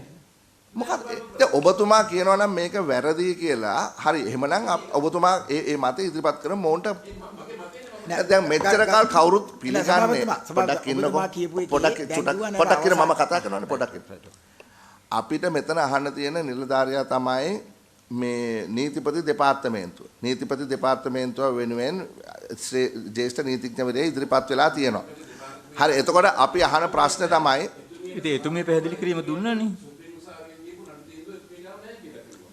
නෑ ඒ වෙන කාරණයක් ගැන. if this is illegal no මේක ගැන එතුමිය පැහැදිලි කිරීමක් කරන්නේ. කරන්නේ. නෑ සභාපතිතුමා ඔබතුමා කියවපු වාක්‍යය තියෙනවා ඔය සියලු අඩු කිරීම් වලින් පසු ඉතුරු වෙන ප්‍රමාණය ඒකාබද්ධ අරමුදලට යවන්න ඕනේ කියලා. ඒක පබ්ලික් ඒක රාජ්‍යයට අයිති මුදල් නෙවෙයි නං. ඇයි ඒක රාජ්‍යයට අයිති මුදල් තමයි. ඒ හරි එන 100ක් රාජ්‍යයට අයිති මුදල් ඒක.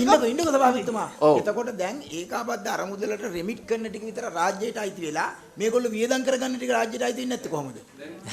දැන් අනික සභාපතිතුමා දැන් පොඩක් ඉන්නකො. දැන් පොඩක් ඉන්නකො. ඒක අපි ශ්‍රේෂ්ඨ අධිකරණයෙන් අහමු. සභාපති මන්ත්‍රී පොඩ අපිට කතා කරන්න බෑ. Okay, I am taking a decision now. No, governor speak. ඒක දැන් මට කරුණා කළ බොහොම සූජ අවස්ථාවක් වුණා. මෙතුමා මේකේ තාම වැදගත් සාකච්ඡාවක්. මේක නොයි මේ සාකච්ඡාව කරන්නේ මම මේකයි ඉදිරිපත් කරන තර්කය. මෙතුමා කියන ආකාරයට මේ වියදම් ඉතුරු කළ නීතිය පාර්ලිමේන්තුවේ ඔබතුමාලා දීලා තියෙනවා කොහොමද මේක කරන්න ඕන කියලා බලතල අපට දීලා තියෙනවා. ඒතර ඔබතුමා කියන්නේ දීපු බලතල අනුව නැවතවරක් ඒක නැවත ඉල්ලන එකක් තමයි මේ කතා කරන්නේ. ඔබතුමාලාට අයිතිය තියෙනවා මේ බලතලය වෙනස් කරන්න. ඒක කිසිම පොඩයි මම කියන්නේ. ගෑයක ගැටලුවක් නැහැ. නමුත් පාර්ලිමේන්තුවේ නීතිය සම්බන්ධ කරලා මහ බැංකුවේ මුදල් මෙහෙම පාවිච්චි කරලා මෙහෙම වියදම් කරලා තීරණය කරලා ඉතුරු වෙන මුදල් මෙහෙම කොන්සල්ටන්ට් ෆන්ඩ් එකට දෙන්න කියලා නීතියක් සමත් කරලා දුන්නාට පස්සේ අර මුදල් ටික නැවතත් ඔබතුමාට අයිති කියලා තර්කයක් ගේනවනම් එන පාර්ලිමේන්තුවේම නීතියක් ගෙනල්ලා ඒක ගේන්න ඕන. එහෙම නැත්නම් මේ අපිට දීපු බලතල පාර්ලිමේන්තුවේ ඔබතුමාලා අපිට දීපු තියෙන මේ ඒ බලතල ටික දුන්නාට පස්සේ ඒක නීති විරෝධී කියලා කියනවනම් පාර්ලිමේන්තු නීති වෙනස් කරන්න. ඒක අනිත් එක ඔබතුමාගේ තර්කේ මට කියන අනිතර මේ ඔඩිටර් ජනරල්ගේ අවස්ථාව. ඒකේ ඒක ඇත්ත වශයෙන්ම ඇයි රාජ්‍ය ආයතනයක් විගණකති බාධක යටත් වෙන්නේ? මහ බැංකුවත් රාජ්‍ය ආයතනයක්. රාජ්‍ය ආයතනයක් වෙන්නේ මහ බැංකුවේ ආරම්භයේදී කොන්සල් ෆන්ඩ් එකෙන් අනුකු සීලම් රාජ්‍ය ආයතන වගේ මුදල් වෙන් කරලා දීලා තියෙනවා. එතකොට ඒක අපි රාජ්‍ය ආයතනයක්. මොකද ඒ රාජ්‍ය ආයතනයට විශේෂ තියෙන අවස්ථාවේ අනුව පාර්ලිමේන්තුවේම දීලා තියෙනවා මේක රාජ්‍ය ආයතනයක්. මේක මේ විදිහට ලාභ ගත්තොත් මේක බෙදන්න මේ විදිහට නිදහස දෙන්න ප්‍රතිපත්තිගාත්මක කියලා පාර්ලිමේන්තුවේම ඒ රාජ්‍ය ආයතන හඳුනාගෙන තියෙනවා. ඒතකොට රාජ්‍ය ආයතන නිසා තමයි කමිටි ඔෆ් පබ්ලික් එන්ටර්ප්‍රයිසස් එකට විනාධිපති හරහා ඒකේ කොහොමද මේක වාර්තා කරන්න ඕන අවුරුද්දක සැරයක් පාර්ලිමේන්තුව ඉදිරිපත් කරන්න ඕන ඒ වාර්තාව අප්‍රේල් 30 කලින් දෙන්න ඕනේ සියලුම දේ නීති හදලා ක්‍රමයක් තියෙනවා. ඒ ක්‍රම අනුව තමයි විනාධිපතිතුමා අපේ ෆයිනෑන්ස් බලලා ඔඩිට් කරලා මේ විදිහට තමයි ක්‍රියාත්මක කරන්න කියලා පාර්ලිමේන්තුවට වාර්තා කිරීමේ ක්‍රමවේදය මේ පනතෙම ඔබතුමාලා හදලා දීලා තියෙනවා. එතකොට එහෙම කරපු ක්‍රමවේදය තුල වැරද්දක් තියෙනවා නම් මම කියන්නේ ඔබතුමාලා සම්පූර්ණ අයිතිය තියෙන වෙනස් කරන්න. නමුත් මේකේ ප්‍රතිපත්තිය තියෙන්නේ මහ බැංකුවකගේ ආයතනයක සාමාන්‍ය රාජ්‍යායතනයක වැඩිය මේක ප්‍රතිපත්තිකාත්මක කිරීම නිසා අවශ්‍ය ෆයිනෑන්ෂල් ඉන්ඩිපෙන්ඩන්ස් එක දීලා තියෙනවා නීතියේම සෙක්ෂන් 5 එකේ යටතේ. ඒක බේසික් ප්‍රින්සිපල් එකක්. එහෙම නැත්නම් වෙන්නේ අර එතුමා කිව්ව විදිහට පාර්ලිමේන්තුවට අපි වක් කියනවා නම් අපේ කියන වියදම්. ඒ කියන්නේ පාර්ලිමේන්තුවට පුළුවන් ඒ අර ෆිස්කල් පොලිසි යටතේ මහ බැංකුවේ කටයුතු වලට යම් කිසි ආකාරයක බලපෑමක් කරන්න. ඒක වැළැක්වීමන තමයි මේක ප්‍රින්සිපල් එකම තියෙන්නේ. මහ බැංකුවේ කටයුතු වලට මෙන්න මේව ඔබලා අපට දෙන්න. නමුත් මේ ටිකට ඔබට නිදහස දීලා තියෙනවා. ඒක තමයි පාර්ලිමේන්තුව ඔබ තමයි දීපු බලය. දැන් ඔබතුමා දීපු බලය නැවතවරයක් ඉල්ලනවා දැන් මේක වැරදි කියලා. ඒක වෙනම කතාවක්. ඒ නිසා අපි මෙතනින් එහාට ඒක මම ඉදිරිපත් කරන්නේ නැහැ. තව ඉස්සරහට. Honorable Chairman, I suggest when you talk about this, the power that is given by Parliament itself is set out very clearly in Section 5 of the Act. I think for the benefit of the members, I think it is good. The issue here, Mr. Fonseca, is about ethics and morals. Please, right?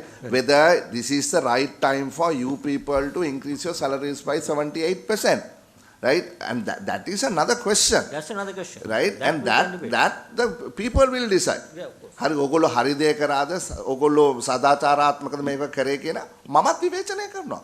මම කියනවා ඔයගොල්ලන්ටත් මීට වඩා මේක ගැන සාකච්ඡා කරන්න හිතන්න තිබුණා. මේ අවස්ථාවද කියන එක මං හිතන්නේ නැහැ මේක හරි අවස්ථාව කියලා.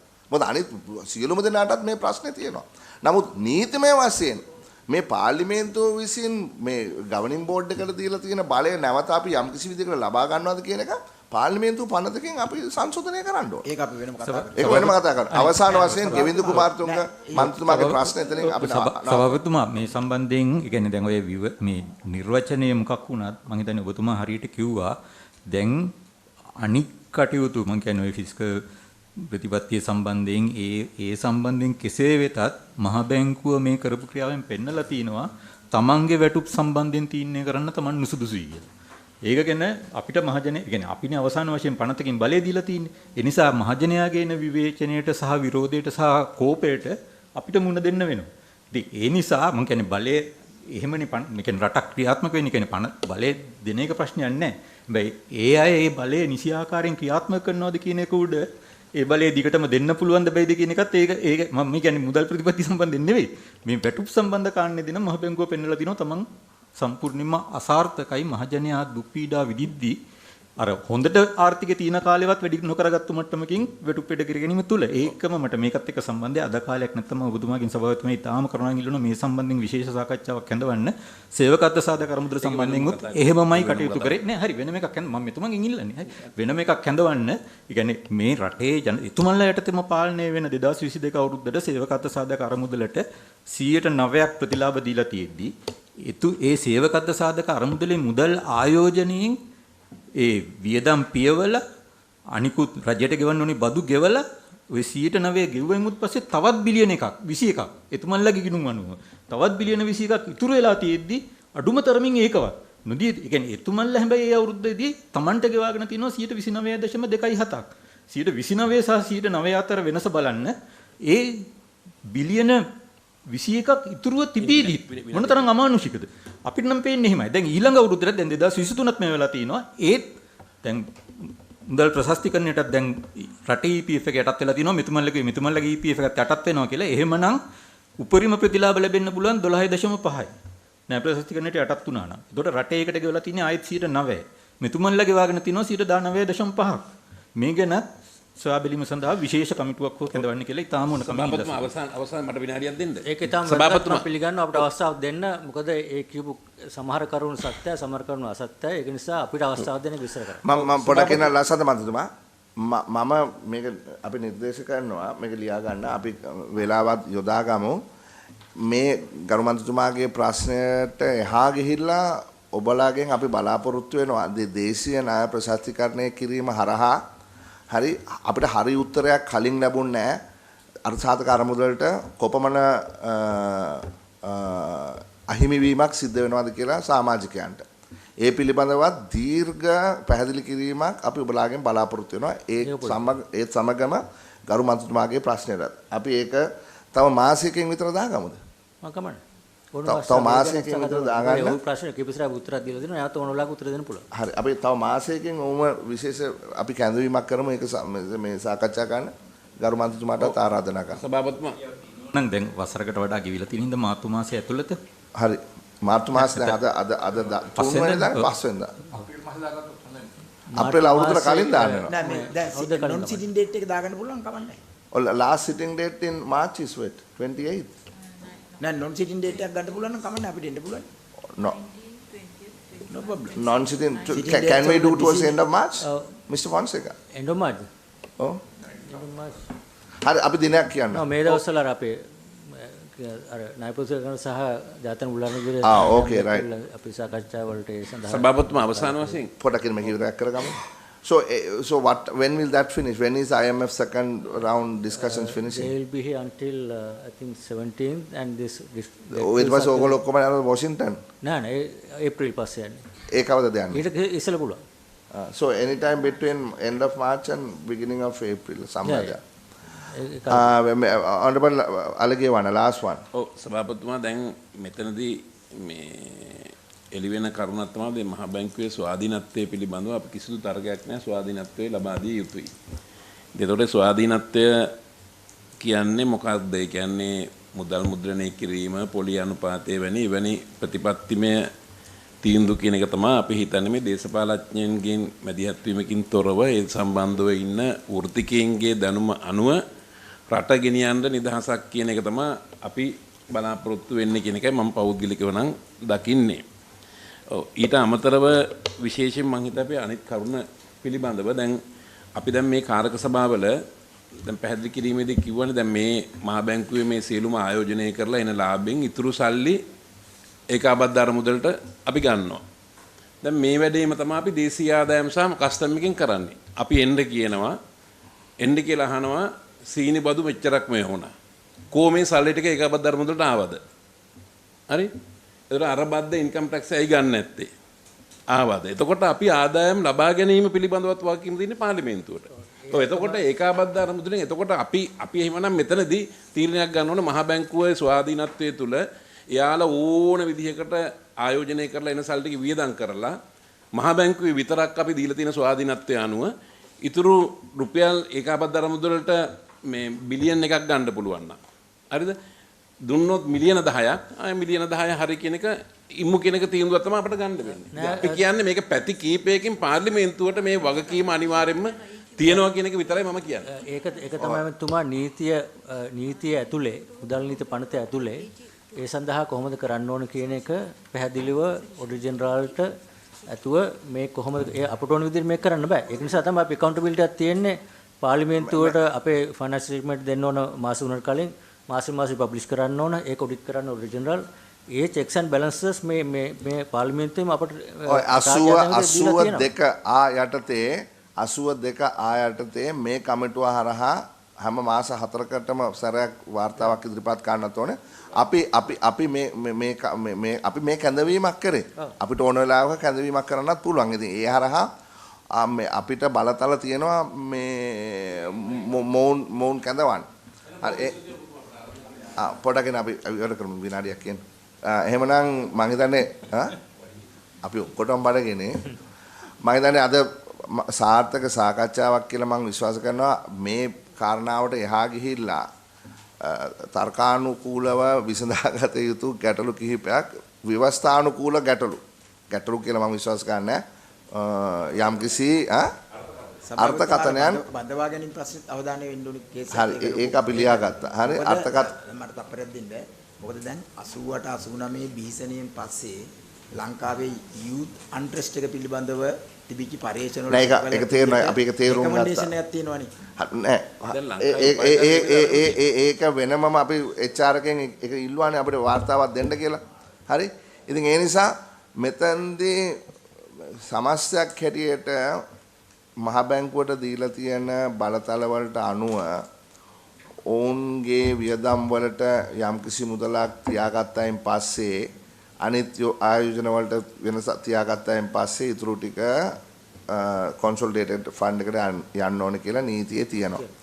එතකොට ඒ ඉතුරු කරගන්න මුදල හරහා තමන්ගේ වියහියදම් වලට ඔවුන් මේ මුදල් පාවිච්චි කරලා තියෙනවා. ඒකට අවසරය මහ බැංකුවට දීලා තියෙනවා පාර්ලිමේන්තුවේ පනත 1951. හරි. ඒක 23 පනතේ වෙනස් කරලා නැහැ. හරි. එතකොට මම උත්සාහ කරේ මෙතන මහ බැංකුවට තමන්ගේ අදහස් සහ යෝජනා ඉදිරිපත් කරන්නත් විපක්ෂයේ සහ ආණ්ඩු පක්ෂයේ മന്ത്രിවරුන්ට ඔවුන්ගේ අදහස් ඉදිරිපත් කරන්නත්. ඒක ලේසි කාරණයක් නෙමෙයි. නමුත් මම හිතන්නේ අපි මිනි මරා ගන්නේ නැතුව ඒ වැඩේ සාධාරණ ලෙස සිද්ධ කරා ඉදිරියට යන්න යෝජනා කිහිපයක්ම අපි මේ සටහන් කරගත්තා. මෙතන මම සභාපති හැටියට නැවතත් අවධාරණය කරන්නේ මෙතන නීතිමය ගැටලුවකට වඩා එහා ගිය සදාචාරාත්මක ගැටලුවක් තියෙන්නේ මේ පාලක මණ්ඩලය සහ අධිපතිතුමා. ඔබලා නැවත හිතලා බලන්න. ඔබලාමනේ මේ තීරණය ගත්තේ. ඔබලටම නැවත හිතන්න පුළුවන්. අපි මෙතන ඔබලා වැරදි මේක නීති අනුකූල නෑ කියලා දෙයක් මෙතන කතා වුණේ නෑ. අත වශයෙන්ම මට චෝදනාවකුත් එල්ලුණා. මම ඔබතුමලාගේ පැත්තට කතා කරා වගේ කතාවක්. වශයෙන්ම නෑ මට පොඩි පැහැදිලි කිරීමක් ඔබතුමාට ලබා දෙන්න. දැන් මේ හැමෝම කතා කරන සදාචාරාත්මක නැති කියන තර්කය තමයි තර්කයෙන් පැහැදිලිව අපිත් ඒක අපිට දැනනවා. එතකොට ඔබතුමාලාගේ අදහස කියන්න අපිට සදාචාරාත්මක නැත්තේ මේ අවස්ථාවේ පඩි වැඩි කිරීමද වැඩි කරපු ප්‍රමාණයද? මම හිතන්නේ වැඩි කරපු ප්‍රමාණය මම හිතන්නේ. ඒක පැහැදිලි කරගමු. එතකොට පළවෙනි කාරණේ මගේ මතය මහ බැංකුව විදිහට අපි කිසිම වෙලාවක කියලා නැහැ පඩි වැඩි නොකළ යුතුයි කියලා. ඒ කියන්නේ රජයේ ආර්ථික අර්බුදයෙන් එළියට එනකොට හැමෝගෙම ආදායම වැඩි වෙන්න ඕන අනිවාර්යයෙන්. එහෙම වුණොත් විතරයි මේකෙන් ගොඩ එන්න පුළුවන්. හැකි ආකාරයට හැකි පුද්ගලයාට හැකි ආයතනයට පුද්ගලික හෝ රාජ්‍යංශයට වැඩි කළ යුතු වැටුප හැකියක්මනි වැඩි කරන්න ඕන. එතකොට ඒක ඔබතුමාලා කියනවා නම් මේ වෙලාවේ නැතුව තව අවුරුද්දක් ඉඳලා මේක වැඩි කරන්න කියන එක ඒක ඔබතුමාලාගේ මතය. අපි ඒක සදාචාරාත්මකද අවුරුද්දකින් පස්සේ වැඩි කරොත් සදාචාරාත්මක දැන් වැඩි කරොත් සදාචාරාත්මක කියන එක ගැන තර්ක කරන්න පුළුවන්. එතකොට වැඩි කරපු එකද නැත්නම් මොකද වැඩි කරපු එක කිව්වොත් රජයත් වැඩි කරලා තියෙන යම් කිසි ප්‍රමාණයක් පුළුවන් ආකාරයට. නෑ වැඩි කරපු එක නෙමෙයිනේ අපි කිව්වේ වැඩි කරපු ප්‍රමාණය. දැන් මෙතන තියෙන ඔබලා නියාමනය වෙන ඒකාධිකාරයක්. You are a regulated monopoly. right? එතකොට competition එකක් නැහැ. එතකොට දැන් මෙතන regulate වෙන්නේ කොහෙන්ද? ඔබලාගේ මොනොපොලි එක ඒකාධිකාරී රෙගියුලේට් වෙන්නේ මේ පාර්ලිමේන්තුවේ. අපිට නෑ මෙහෙමයි අපේ කම්පිටිෂන් එක තියෙන එම්ප්ලොයිස් පැත්තෙන් ගත්තාම අපිට තියෙනවා කම්පිටිෂන් එකක් රෙගුලේටර් විදිහට තියෙනවා තිබුණාට අපිට එම්ප්ලොයිස් පැත්තෙන් ගන්නකොට අපේ එම්ප්ලොයිස්ට නෑ ඒක ඇත්ත. හැබැයි ඒක ගරු මේ ගවර්නර් ඒක හැම ආයතනයකම ආර්ථික විශේෂඥයන්ට පමණක් නෙවෙයිනේ අනික් කට්ටියටත් බලපානවානේ. දොස්තරලාට, ඉංජිනේරුවන්ලාට, ලෝයර්ස්ලාට. කියන්නේ අපි මහ බැංකුව වශයෙන් වැටුප් වැඩි කර නොකළ යුතුයි කියන පදනම නෑ. නෑ අපි එතන නෙමෙයිනේ. අපි කියන්නේ ඔබලා නැවත සලකා බලන සදාචාරාත්මකව මේ වැඩි කිරීමේ ප්‍රමාණය ගැන. එච්චරයි බොහොමත්ම ස්තුතියි. Thank you.